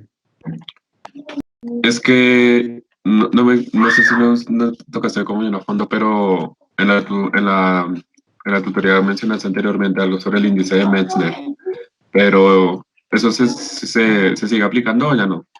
Digamos que eso es más en cuanto al estudio de las talasemias, ese índice del cual usted está hablando. Hay gente que sí lo utiliza, etcétera y demás, pero digamos que el diagnóstico de la talasemia va a ser muy sugestivo. ¿Cuándo tendría que usted recurrir a herramientas como estas o cosas por el estilo? Digamos, de un paciente que tenga una talasemia intermedia, que había sido sano toda su vida, nunca había hecho nada, el man le hacen una cirugía y después está anémico. Está anémico, usted no le encuentra por qué, no es por el sangrado, etcétera y demás, y usted le está buscando causas, no es una ferropenia, no es una sideroblástica, etcétera, ahí podría llegar a hacer uso de estas herramientas, pero como que se haga uso de forma rutinaria, no digamos como de entrada, a menos que sea en el contexto de niños, pero eso digamos que solo valora el pediatra o el hematoncólogo pediatra. Vale. Listo. Me hacen otra pregunta por acá y es por qué los atletas pueden hacer anemia ferropénica. Resulta que lo que se ha visto es que especialmente los que hacen mucho trote, en general cuando hacen trote hacen hemólisis crónica y además de la hemólisis crónica hacen pequeños sangrados como microvasculares, por así decirlo, en el tracto gastrointestinal. Entonces, por ese sangrado crónico gastrointestinal y esa hemólisis crónica hacen anemia que muchas veces puede ser de carácter ferropénico. Listo. No sé si hay alguna o algo por el estilo. Me dijeron que eso paró de grabar. Pues bueno, menos mal. Ahí ya tenemos el backup de alguien que me dijo que estaba grabando. Yo también estoy grabando. Entonces, pues bueno, esperemos que todo en esos dos escenarios para que la podamos subir ahorita. Listo. Yo igual estoy grabando mi pantalla. Vamos entonces con la anemia normocítica, cuando estamos hablando pues de normocitosis. Cuando nos enfrentamos a un paciente con anemia normocítica, que va a ser una anemia con un volumen corpuscular medio entre 80 y 100 femtolitros, lo que uno hace nuevamente es valorar el RW y el frotis de sangre periférica. Gran importancia este frotis, porque con el frotis es que nosotros vamos a ver si estamos realmente frente a una verdadera normocitosis, o no es que este paciente está anémico, la gran mayoría de sus glóbulos rojos me hacen que el promedio me caiga acá, pero yo me pongo a ver y él mantiene, digamos, como unos glóbulos rojos que son macrocíticos o microcíticos en el frotis de sangre periférico. Va a haber una gran importancia de los reticulocitos, porque dentro de las causas más comunes de anemia normocítica, además de la enfermedad crónica, tenemos a la hemólisis. Y la hemólisis va a ser muy importante yo saber si ese paciente está con una anemia regenerativa o no. Y hay otros como el fallo medular y pues el sangrado. Este entonces va a ser como el algoritmo que nos propone el BMJ, que si ustedes ven precisamente hablamos de la gran importancia que tienen los reticulocitos acá. Una anemia normocítica, valoramos los reticulocitos, si es hiperproliferativo usualmente o es un sangrado o es una anemia hemolítica, mientras que si es una anemia arregenerativa o hipoproliferativa, como le quieran decir, usualmente ya nos enfrentamos a otras cosas como una aplasia, un fallo medular, una leucemia, cosas por el estilo que ya hablaremos pues ahorita con más detalle. Vamos a empezar con la que más me importa, que es la anemia de enfermedad crónica. Algo importante es que yo les dije que la anemia de enfermedad crónica también era de las principales causas de anemia microcítica, porque digamos que está en ese umbral donde se puede presentar de las dos formas. Y adicional a eso, hay muchos casos en los cuales un paciente con anemia por enfermedad crónica puede tener una ferropenia asociada y entonces, si bien debería tener una anemia normocítica por la enfermedad crónica, la ferropenia la jala a que sea una anemia microcítica. Entonces, la anemia de enfermedad crónica y todo esto que les voy a decir es algo que también deben pensar y deben aplicar cuando se enfrenten a una microcitosis. ¿Listo? La anemia por enfermedad crónica básicamente es por unos cambios inflamatorios que lo que van a hacer es que evitan el uso del hierro sérico. Se puede ver a cualquier patología crónica. Anteriormente creían que era solo etiologías inflamatorias como infecciones crónicas o enfermedades autoinmunes crónicas, pero se ha visto que con cáncer, la diabetes, la falla cardíaca, las cardiopatías, cualquier enfermedad crónica que ustedes piensen, eso hace un estado proinflamatorio crónico, incluso la obesidad, y eso puede conllevar a que uno presente una anemia por enfermedad crónica. ¿Listo? Y la presentación clínica, pues además de los síntomas de anemia, que casi no se ven en esta enfermedad, van a ser usualmente secundarios a la enfermedad de base. Entonces, un paciente con falla o un diabético que uno le toma un hemograma y ¡pum!, está anémico. Pues digamos que a menos de que tenga algo sugestivo de otras patologías o que no sea una microcitosis o algo, uno dice, no, pues muy probablemente es por su enfermedad crónica y no hay mucho más como para preocuparse en ese momento. ¿Por qué se da esa anemia por enfermedad crónica? Precisamente las interleuquinas y todas las citoquinas relacionadas con un estado proinflamatorio crónico, lo que van a hacer es influir en esta proteína, la epsidina, ¿listo? ¿Qué es lo que va a hacer la epsidina? La epsidina lo que va a hacer es que va a coger y va como a atrapar, por así decirlo, a todo el hierro, y el hierro va a dejar de circular en la sangre. Y esa epsidina no va a soltar ese hierro por nada del mundo. Entonces vamos a tener una médula que va a estar pidiendo hierro para hacer glóbulos rojos, pero la epsidina le va a estar diciendo, no, yo no se los voy a dar. ¿Listo? La epsidina se los queda. Se los queda muchas veces en el mismo tracto gastrointestinal, ¿listo? O sea, se absorbe el hierro y se queda todo el hierro metido en las células del tracto gastrointestinal y no pasa como tal a los tejidos. Y además dentro de los mismos tejidos también la epsidina lo absorbe. Además, se ha visto que estas citoquinas proinflamatorias tienen que ver también con una eritropoyesis inefectiva porque hay una disminución en la producción de la eritropoyetina por parte del riñón y porque la médula ósea de por sí también por ese estado proinflamatorio crónico genera una disminución en el proceso de la eritropoyesis. O sea, por todo lado, ese estado proinflamatorio crónico nos está tumbando nuestra hemoglobina, nuestra producción de hemoglobina y por eso lleva a generar una anemia. Consideraciones importantes a tener en la anemia ferropénica es que el perfil ferrocinético usualmente lo que nos vamos a encontrar es un hierro sérico, una transferrina y un índice de saturación transferrina que van a estar disminuidos, una saturación de transferrina que va a estar normal y la más importante de todas, una ferritina que va a estar alta. Ferritinas por encima de 500, cosas por el estilo, que son muy sugestivas si no es de una hemocromatosis, de una anemia por enfermedad crónica. En cuanto al manejo etiológico, básicamente pues va a ser, en cuanto al manejo, perdón, va a ser básicamente etiológico, pero en cáncer, artritis reumatoide, etcétera y demás, se puede llegar a hacer uso de la eritropoyetina. Aquí está lo que les había mencionado y también lo que nos mencionó José ahorita y era esa ferropenia funcional. En estos pacientes con anemia por enfermedad crónica es importante valorar que si tienen estas, digamos, como ferropenias funcionales o cosas por el estilo, podríamos considerar como tal el uso de la eritropoyetina. ¿Listo? Con eso claro, vamos a hablar de la anemia hemolítica, que sería como la siguiente en frecuencia que tocaría hablar. No vamos a hablar de sangrado porque pues creo que sangrado es bastante pues obvio, el paciente que nos llegue con trauma, con un sangrado, etcétera, pues por eso hizo su anemia, listo. O el paciente postquirúrgico nos hizo su anemia normocítica. Entonces de eso no voy a hablar. Vamos a hablar entonces de la anemia hemolítica. Básicamente, la hemólisis se define como una disminución en el ciclo de vida del eritrocito, es decir, un eritrocito que dejó de vivir los 120 días que debería vivir, porque se destruyó por alguna causa. Y como vamos a ver, existen muchísimas etiologías de... pucha, esta vaina se me olvidó ir al inicio. Existen muchísimas etiologías de anemias hemolíticas, ¿cierto? Las podemos dividir o las podemos clasificar de esta forma, conforme a cuál es la afección, conforme a si está mediado o no por un fenómeno inmune o conforme a la ubicación. ¿Listo? Si nos hablamos por la afección, podemos hablar de que puede ser porque hay un problema intracorpuscular, o sea, dentro de la hemoglobina, del eritrocito, o extracorpuscular, o sea, fuera del eritrocito. Usualmente las intracorpusculares son las congénitas, entonces son las hemoglobinopatías, las membranopatías, las enzimopatías. Mientras que cuando es extracorpuscular suelen ser adquiridas, como suele ser la autoinmunidad, infecciones, traumas mecánicos como las válvulas, etcétera y demás. La otra es conforme a si es inmune o no inmune, que para eso nos sirve el CUMS. Un CUMS positivo es una anemia inmune, un CUMS negativo es una anemia que no es de etiología inmune. Y en cuanto a la ubicación, podemos clasificarla en cuanto a si es intravascular o extravascular. ¿Por qué es importante esto? No solo por lo que dijimos ahorita de que la extravascular es en la pulpa roja del vaso y la intravascular es dentro de los vasos sanguíneos, sino porque esto me va a afectar un poco en cuanto a cuál podría ser las complicaciones secundarias a esta hemólisis que sufre este paciente.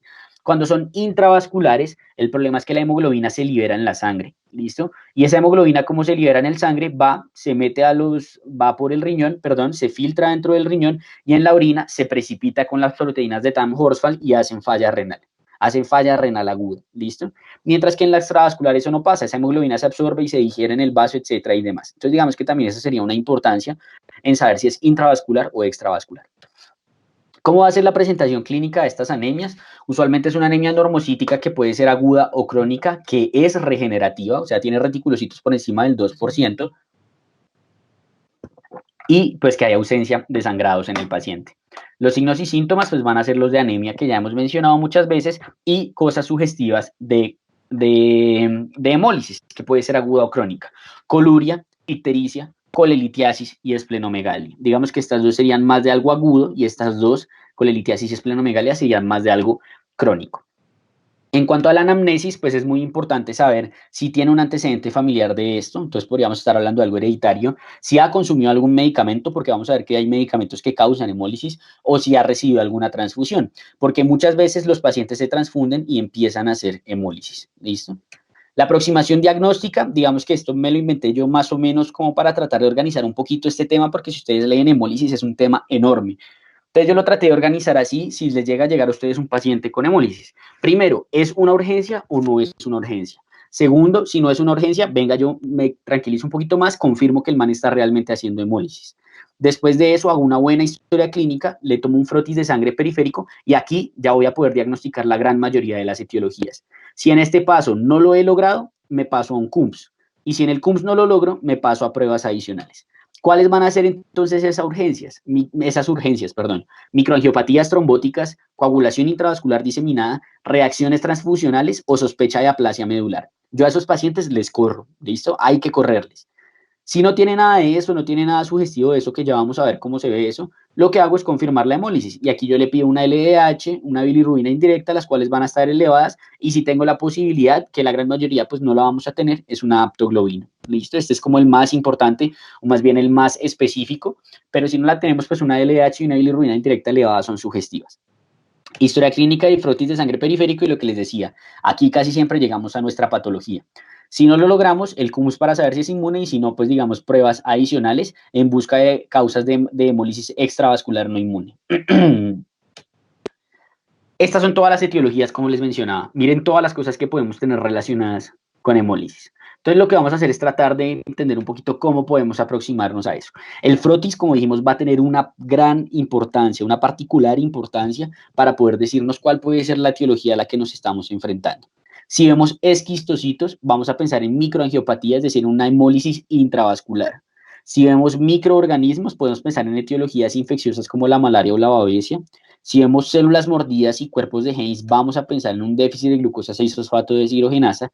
Y si vemos eliptocitos, esferocitos, ovalocitos, bla, bla, bla, membranopatías, ¿cierto? O drepanocitos también, la anemia de células falciformes. Y hay otros hallazgos como dianocitos, dacreocitos y células fantasma que se pueden llegar a presentar. Vamos a ver, digamos, como algunos ejemplos de ellos.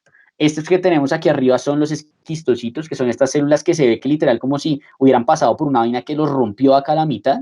Miren, todo esto son esquistocitos. Es muy importante que los vean y que se reconozca. Si ustedes ven esquistocitos, eso es una microangiopatía hasta que se demuestre lo contrario. Estas son las células mordidas y los cuerpos de Heinz por déficit de glucosa 6-fosfato deshidrogenasa, que si ustedes se acuerdan, pues ya vamos a mencionar las particularidades de ella, pero es que se pierde toda la capacidad como tal de la resolución de las especies reactivas de oxígeno porque hay una depresión del glutatión. Esto se acumula acá entonces como especies reactivas de oxígeno, llega al macrófago y ¡pa! Se la come. Y al comérsela forma esta morfología, bite cells o células mordidas. ¿Listo? Estas son algunas cosas que podríamos ver en cuanto a infecciones. Esta que está así en X es la babesia y aquí tenemos morfologías de cómo se puede ver la malaria en el frotis de sangre periférico. ¿Listo? Podemos ver el anillo cuando está de forma intracelular, podemos ver, digamos, ya el parásito afuera en su forma de gametocito o en su forma de, digamos, sí, de gametocitos y demás. Estas serían otras alteraciones. Aquí tenemos pues una esferocitosis, aquí tenemos una eliptocitosis, se ve pues bastante clara la morfología del glóbulo rojo.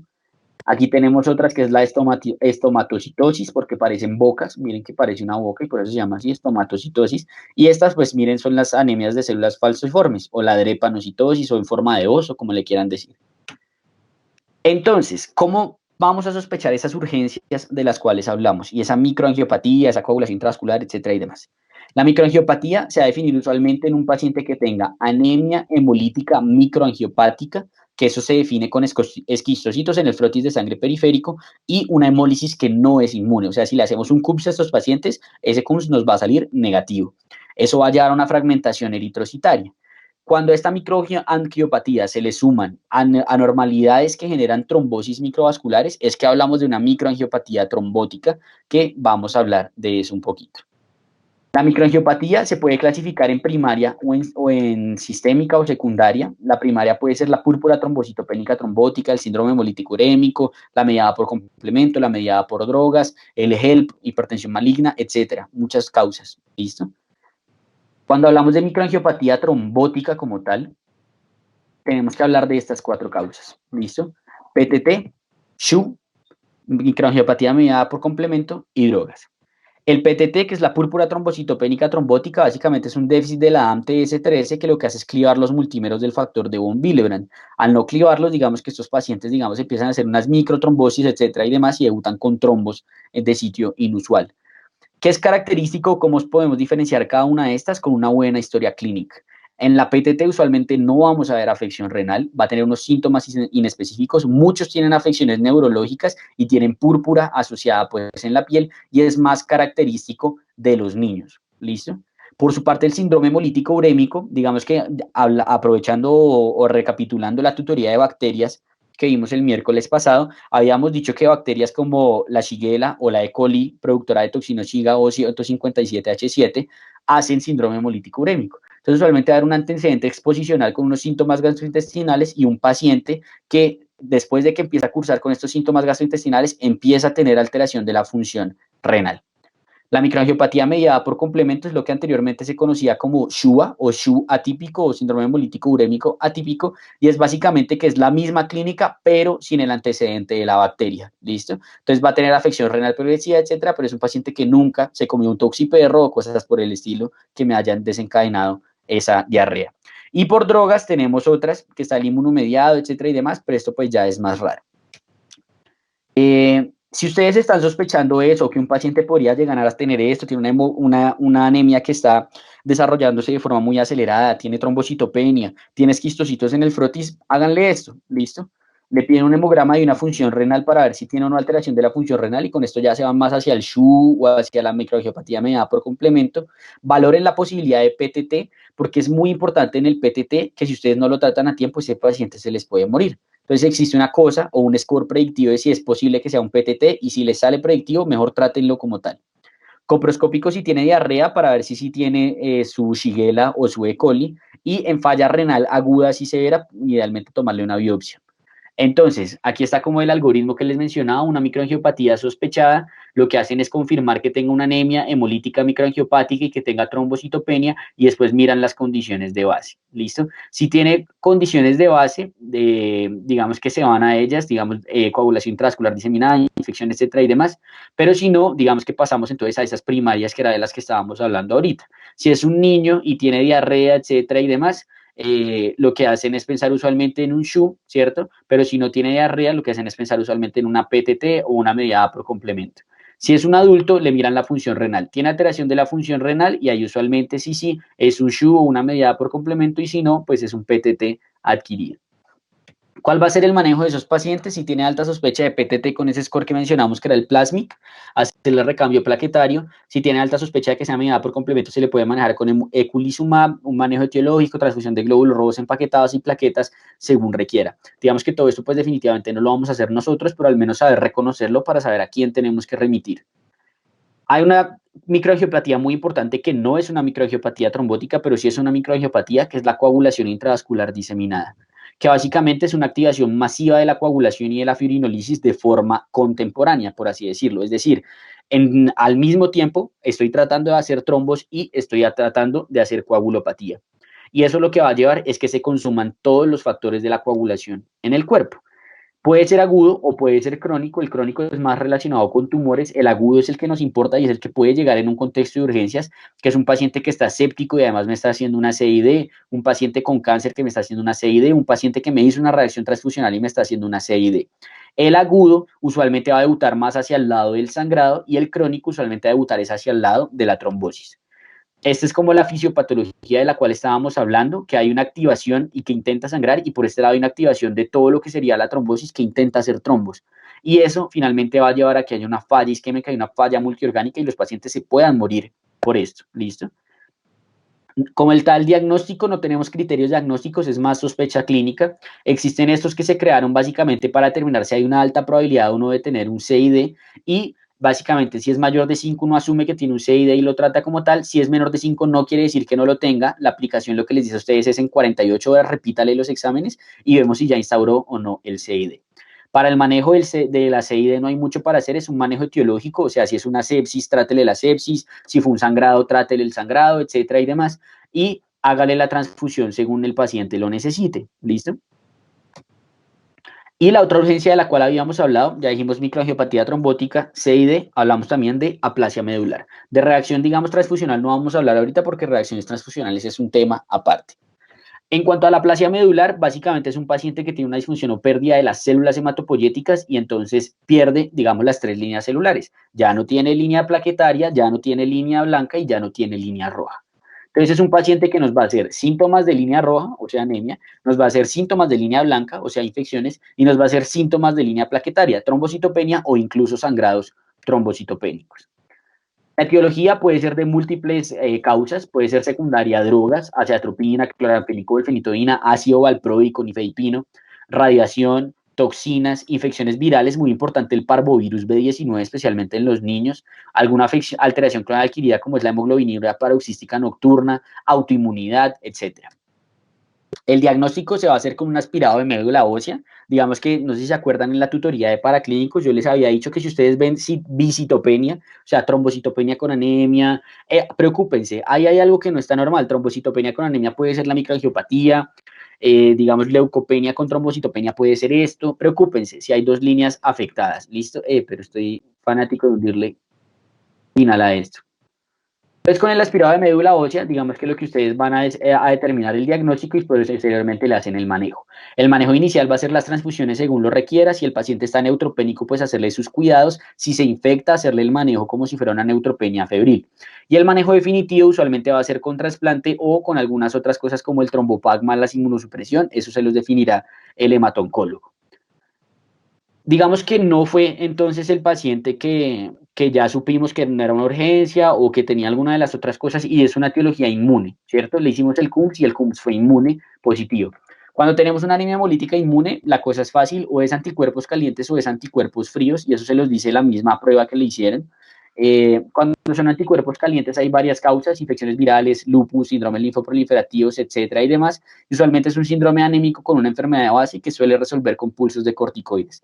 Por su parte, los anticuerpos fríos son más característicos puede ser primario, pero es muy característico, por ejemplo, de micoplasma, que habíamos mencionado que era esa neumonía que se asociaba a hemólisis intravascular, virus del Epstein-Barr, autoinmunidad, etcétera, y demás.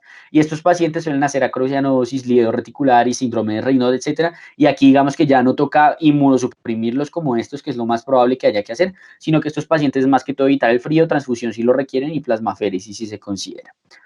Esto es lo que se puede ver en los anticuerpos, especialmente los anticuerpos fríos en el frotis, que se llama la aglutinación de los glóbulos rojos. Básicamente es que todos esos anticuerpos hacen que se peguen esos glóbulos rojos ahí.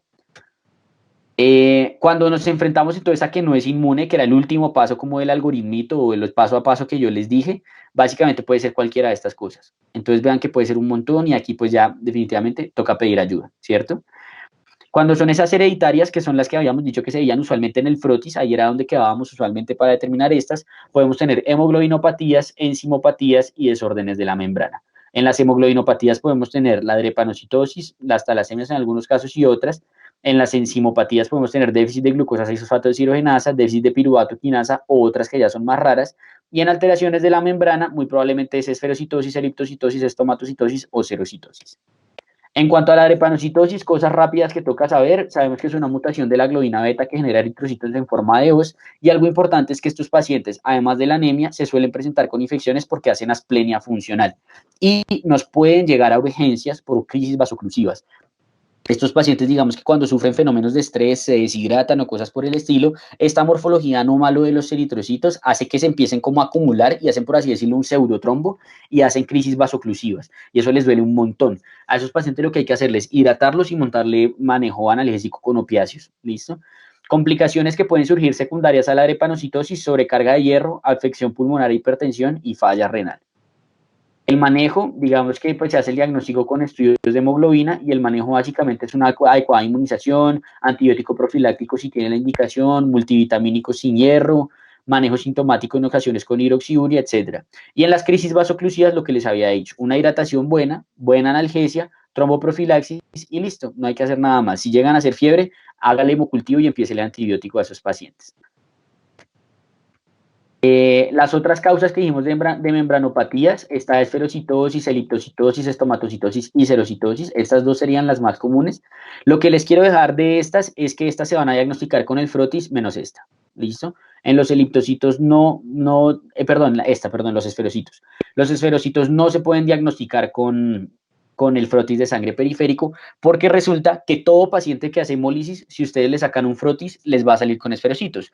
O sea, el paciente con la CID, si le sacamos un frotis, nos puede salir con esferocitos. El paciente con el PTT nos puede salir con esferocitos. Entonces, mientras que estas sí se diagnostican por un conteo específico, digamos, de cada uno de estos en el frotis de sangre periférico, la esferocitosis hereditaria requiere ya pruebas especiales como es la prueba de la fragilidad osmótica. Y en cuanto a las otras enzimopatías, hablamos de glucosa 6-fosfato deshidrogenasa, piruvato quinasa, la más común es esta, la glucosa 6-fosfato deshidrogenasa, y lo que quiero que recuerden de esta es que son estos pacientes que están rela toda su vida y de un momento a otro les pusieron un medicamento o se comieron algo, hicieron una crisis hemolítica absurda, el man llegó amarillo, etcétera, además tocó montarle algo y así. Esos pacientes usualmente es porque les ponen un agente oxidante y ya habíamos dicho que la glucosa 6-fosfato deshidrogenasa es de la que depende glutatión en la célula. Si yo tengo mutación de esta, no hay glutatión, hay un aumento de los agentes oxidantes y cuando yo le ponga algo que aumente esas especies reactivas de oxígeno, empiezan a hacer una hemólisis severa. Entonces el manejo pues va a ser según la severidad, lo que uno hace es evitar los desencadenantes y hacer el manejo como tal pues de la crisis. La piruvato quinasa ya es más rara, pues esa no, digamos, vale la pena hablar mucho al respecto.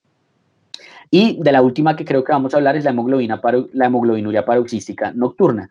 En la hemoglobinuria paroxística nocturna lo que hace es una mutación en PIGA, que si ustedes recuerdan lo que hace es una disminución en la expresión de los clústeres de diferenciación, especialmente el CD95. Cuando no hay este CD95, el complemento reconoce esto como raro y lo ataca. Entonces hacen hemólisis secundaria a complemento. El complemento se pega y empieza, digamos, a destruir no solo los glóbulos rojos, sino que en ocasiones las otras células de la sangre. Los pacientes se pueden presentar con anemia plástica. Hacen hemólisis intravascular, fallo medular, déficit de hierro severo, pueden hacer vasoconstricción y algo muy importante es esto, hacen trombosis. Muchos de ellos incluso nos van a debutar con episodios de trombosis en sitio inusual. Un paciente que hace una trombosis mesentérica de edad joven, un paciente que hace trombosis, digamos, cerebral o cosas por el estilo, que uno dice, este man, ¿de dónde hizo esto? Tiene estudios de síndrome antifosfolípido negativo, tiene un montón de estudios para coagulopatía que están negativos y resulta que termina haciendo esto. ¿Listo? Entonces es importante como tenerlo dentro de sus diferenciales si tienen un paciente con trombosis de sitio inusual. El manejo se hace con un inhibidor del complemento, el eculizumab o algo por el estilo, se puede hacer trasplante y muy importante, siempre esos pacientes se van de anticoagulación terapéutica, no profiláctica. Y eso sería todo en cuanto a la microcitosis. Es como la más densa de todas, yo lo sé, por eso la dejo de segunda, cuando tenemos todavía un poquito como más de concentración en la charla. ¿Hay alguien que tenga una duda de normocitosis?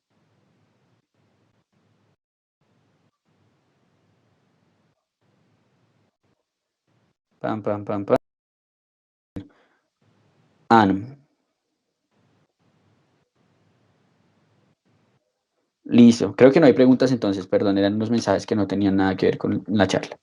Vamos a empezar entonces con la anemia macrocítica. La anemia macrocítica es mucho más corta, ya vamos a acabar. Un paciente que tiene una anemia con un volumen corpuscular medio mayor de 100, cuando es mayor de 110, esa cosa es megaloblástica hasta que se demuestre lo contrario, es decir, es por déficit de vitamina B12 o déficit de vitamina B9. Aquí lo que uno hace es valorar el RW y periférico.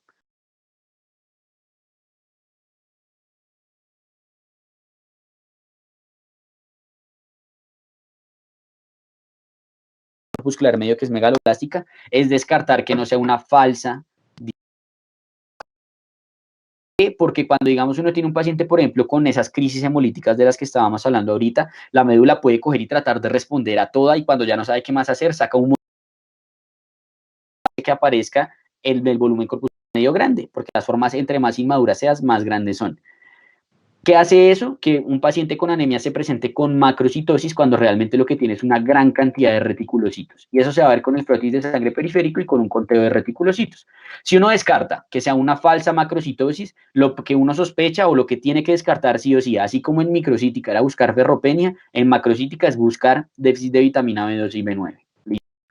Y de último, pues medicamentos, como metformina o cosas por el estilo. Y si no es eso, uno busca otras causas, puede ser multifactorial, puede ser congénita, alcohol, esas nos importan mucho y no hay mucho que hacer al respecto conforme a ellas.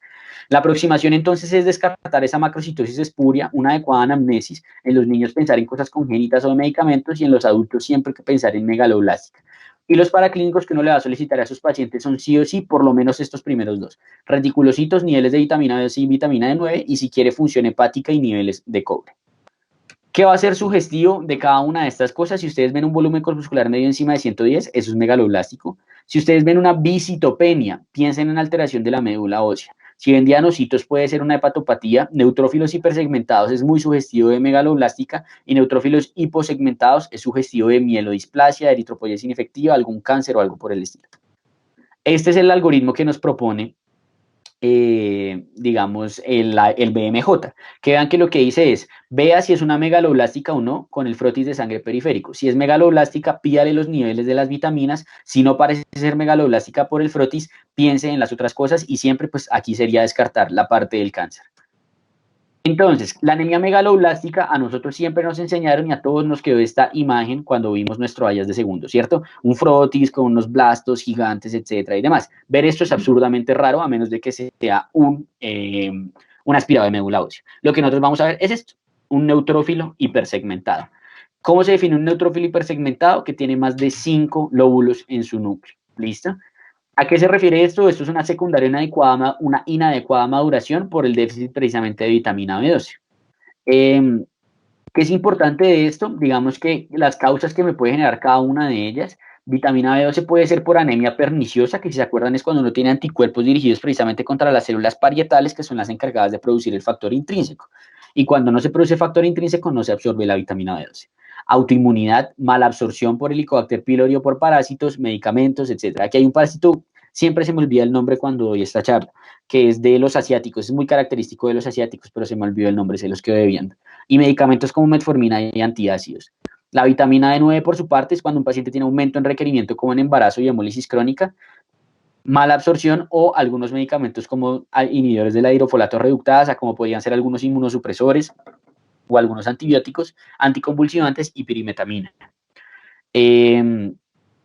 Muy importante es que vean que esta mala absorción se puede presentar tanto por malnutrición y por cirugía bariátrica, y estas dos causas es muy importante tenerla en cuenta para el déficit de ambas dos, y además porque estas dos causas también se pueden acompañar de ferropenia, ¿listo? Entonces es muy importante tener en cuenta estas causas. ¿Qué es importante saber? Digamos que en general, no sé si se acuerdan en segundo, hablaban siempre de ese ácido metilmalónico y la homocisteína, para saber si era un déficit de vitamina B12 o un déficit de vitamina D9. Mi idea es que ustedes no se aprendan cómo es eso, sino que entiendan cómo funciona para que de esa forma nunca se nos olvide. ¿Listo? Digamos que esta es la vitamina, aquí está, eso. Digamos que esta es la vitamina B9, ¿cierto? La vitamina B9 tiene todas estas, digamos, como morfologías, por así decirlo. Tenemos esta y el tetrahidrofolato. Y el que nos importa es este. ¿Listo? Este, tetrahidrofolato. ¿Qué es lo que pasa? Para pasar de esta forma de vitamina B9 a esta, yo necesito que haya una reacción al mismo tiempo, que es el paso de la homocisteína a la metionina. Y resulta que quien yo necesito para que haya todas estas reacciones es la vitamina B12 como cofactor. ¿Qué va a pasar entonces? Si yo no tengo vitamina B9, vean que se me aumenta la homocisteína porque no se me da esta reacción que yo necesito. Y si no tengo vitamina B12, también se me aumenta la homocisteína porque la vitamina B12 cierra este ciclo y por ende la homocisteína no va a empezar a aumentar, no va a pasar a metionina y la homocisteína se va a empezar a acumular. Entonces, en déficit de vitamina B9 y en déficit de vitamina B12, yo voy a tener una elevación de la homocisteína porque este ciclo se altera, ¿listo? Y la homocisteína se empieza a acumular. ¿Qué es lo que pasa? Tenemos otra reacción acá, que es el paso del ácido metilmalónico a esta vaina que es la S-adenosilmetionina, que es importante para la formación de la mielina. Y la vitamina B12 es el cofactor que necesita la enzima que cataliza esta reacción. Pero vean que aquí la vitamina B9 no tiene nada que ver. Entonces, si yo tengo un déficit de vitamina B9, voy a tener elevada la homocisteína, pero el ácido metilmalónico va a estar normal, porque la vitamina B12 me va a seguir llevando a cabo esta reacción. Por el contrario, si yo tengo la vitamina B9 normalita, pero tengo la vitamina B12 alterada, la homocisteína se va a elevar porque yo paré esta vaina, pero también el ácido metilmalónico se va a elevar porque se paró de generar la S-adenosilmetionina. Y esto también va a tener una importancia en cuanto a la sintomatología. Si bien ambos van a generar anemia, ambos pueden generar incluso aplasia medular y cosas por el estilo por una disminución en la producción de todas las células, esto que tiene que ver con la mielina es la explicación por la cual la vitamina B12 es la que se caracteriza por tener síntomas neurológicos y la vitamina B9 no. O sea, la neuropatía periférica y todas estas cosas se dan en déficit de vitamina B12, pero no se dan en déficit de vitamina B9. Es como importante tenerlo en cuenta. La presentación clínica entonces va a ser síntomas de anemia, pueden haber alteraciones orales como glositis, cheilitis, alteraciones neuropsiquiátricas, que lo que les decía, la vitamina B2 es muy característica de esa neuropatía sensitiva simétrica y ambas pueden generar ya afecciones más como corticales o de cordones posteriores.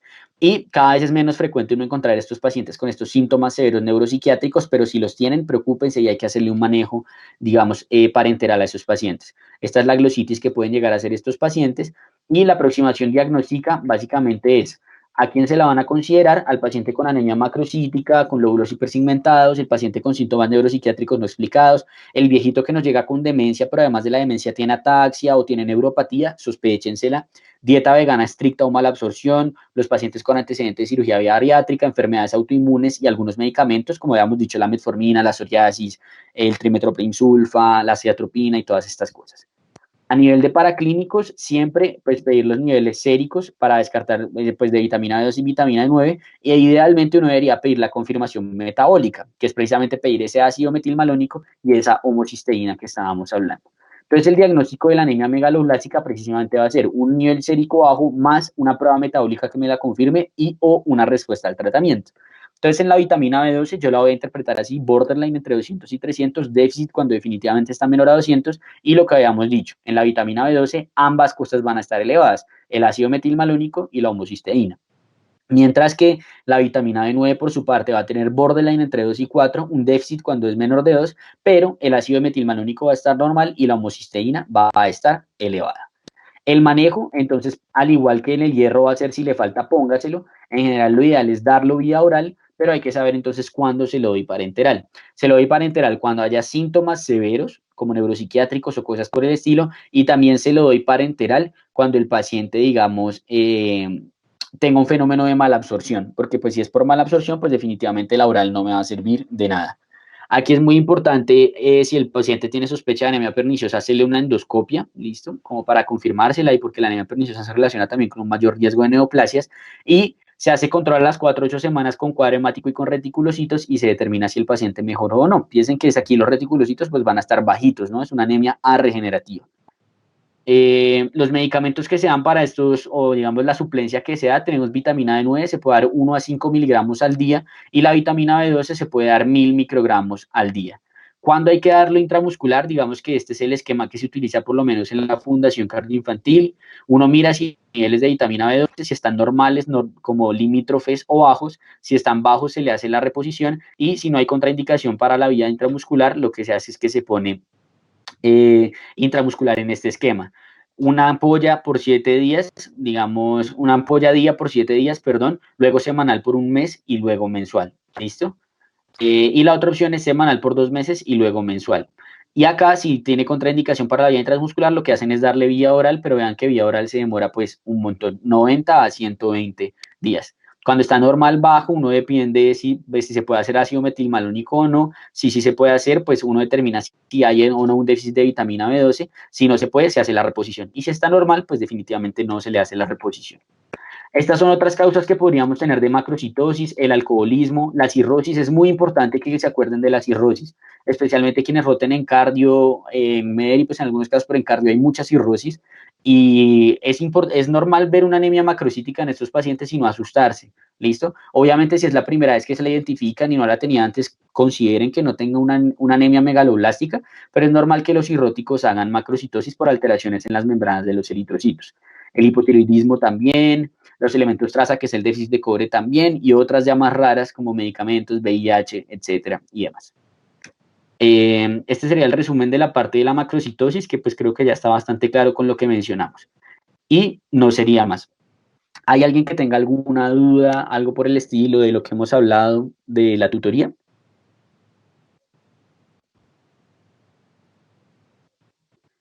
Andrés, yo tengo una pregunta. Sí, cuéntame. Lo que pasa es que no me queda muy claro cómo qué es la ferropenia funcional. Digamos que, o sea, cuando tú estás haciendo tu ciclo de eritropoyesis, tú utilizas hierro para hacer la producción pues de la hemoglobina, ¿cierto? Cuando haces el grupo M, etcétera y demás, y le metes el hierro.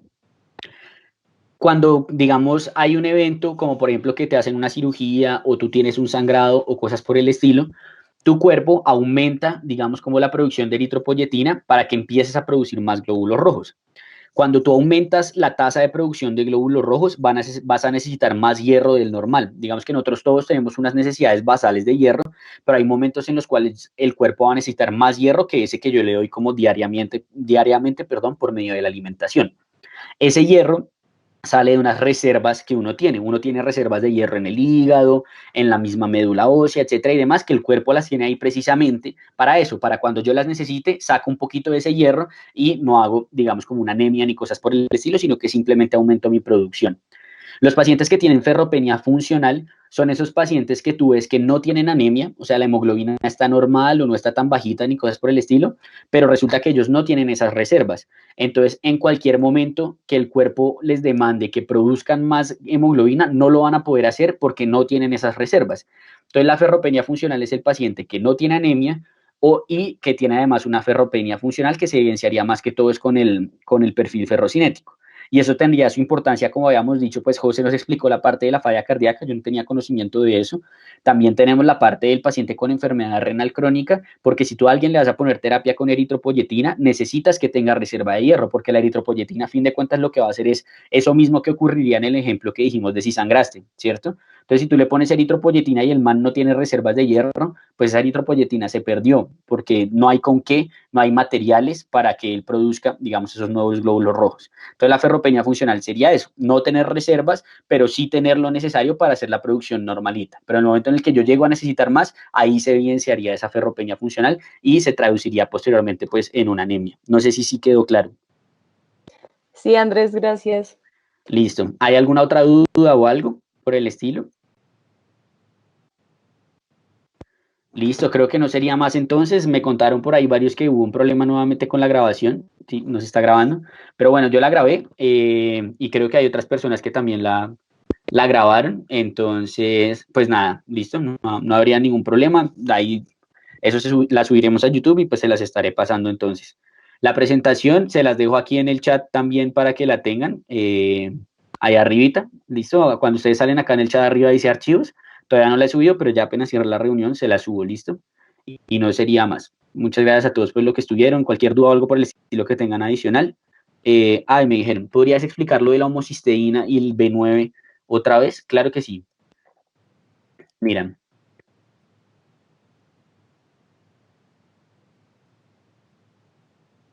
Está. Entonces, digamos que cuando tú vas a utilizar, vas a generar la producción de los ácidos nucleicos, especialmente de lo que serían las purinas, tú necesitas tetrahidrofolato, ¿cierto? Que es una forma de la vitamina B9. Con el tetrahidrofolato, la tetrahidrofolato reductasa empieza a hacer el metabolismo y termina produciendo pues las purinas y esos ácidos nucleicos. Y esos nucleótidos, perdón.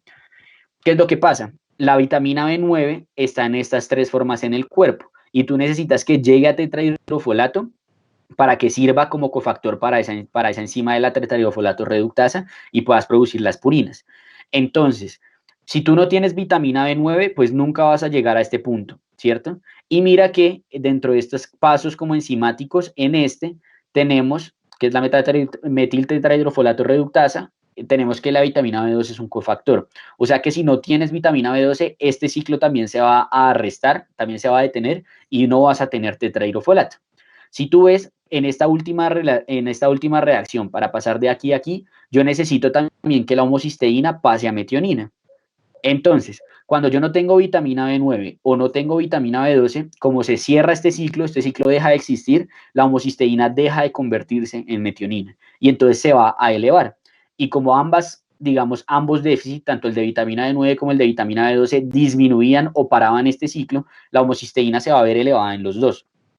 Por el contrario, esta reacción, que es el paso del ácido metilmalónico a la S-adenosilmetionina, solo está en relación con la vitamina B12. La vitamina B9 no tiene ningún papel acá. Entonces, si tú tienes déficit de vitamina B9, si bien la homocisteína se va a elevar, el ácido metilmalónico no lo va a hacer, ¿listo? Porque la vitamina B12 tú la tienes normal y va a seguir sirviendo como cofactor para generar esto. Por el contrario, si tú tienes déficit de vitamina B12, la B12 como también arresta este ciclo, eleva la homocisteína y también detiene esta reacción, eleva el ácido metilmalónico y va a estar elevado. Y lo que dije de los síntomas es que como esta S-adenosilmetionina es necesaria para la producción de la esfingomielina y las cosas necesarias para la producción de la mielina, la vitamina B12 precisamente por esto se va a relacionar con esa neuropatía periférica simétrica que hacen, digamos, los pacientes con déficit de vitamina B12. No sé si sí quedó claro.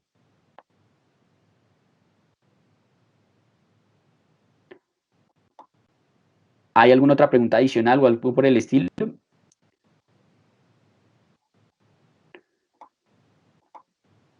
Listo, pues creo que no sería más entonces. Muchas gracias a todos.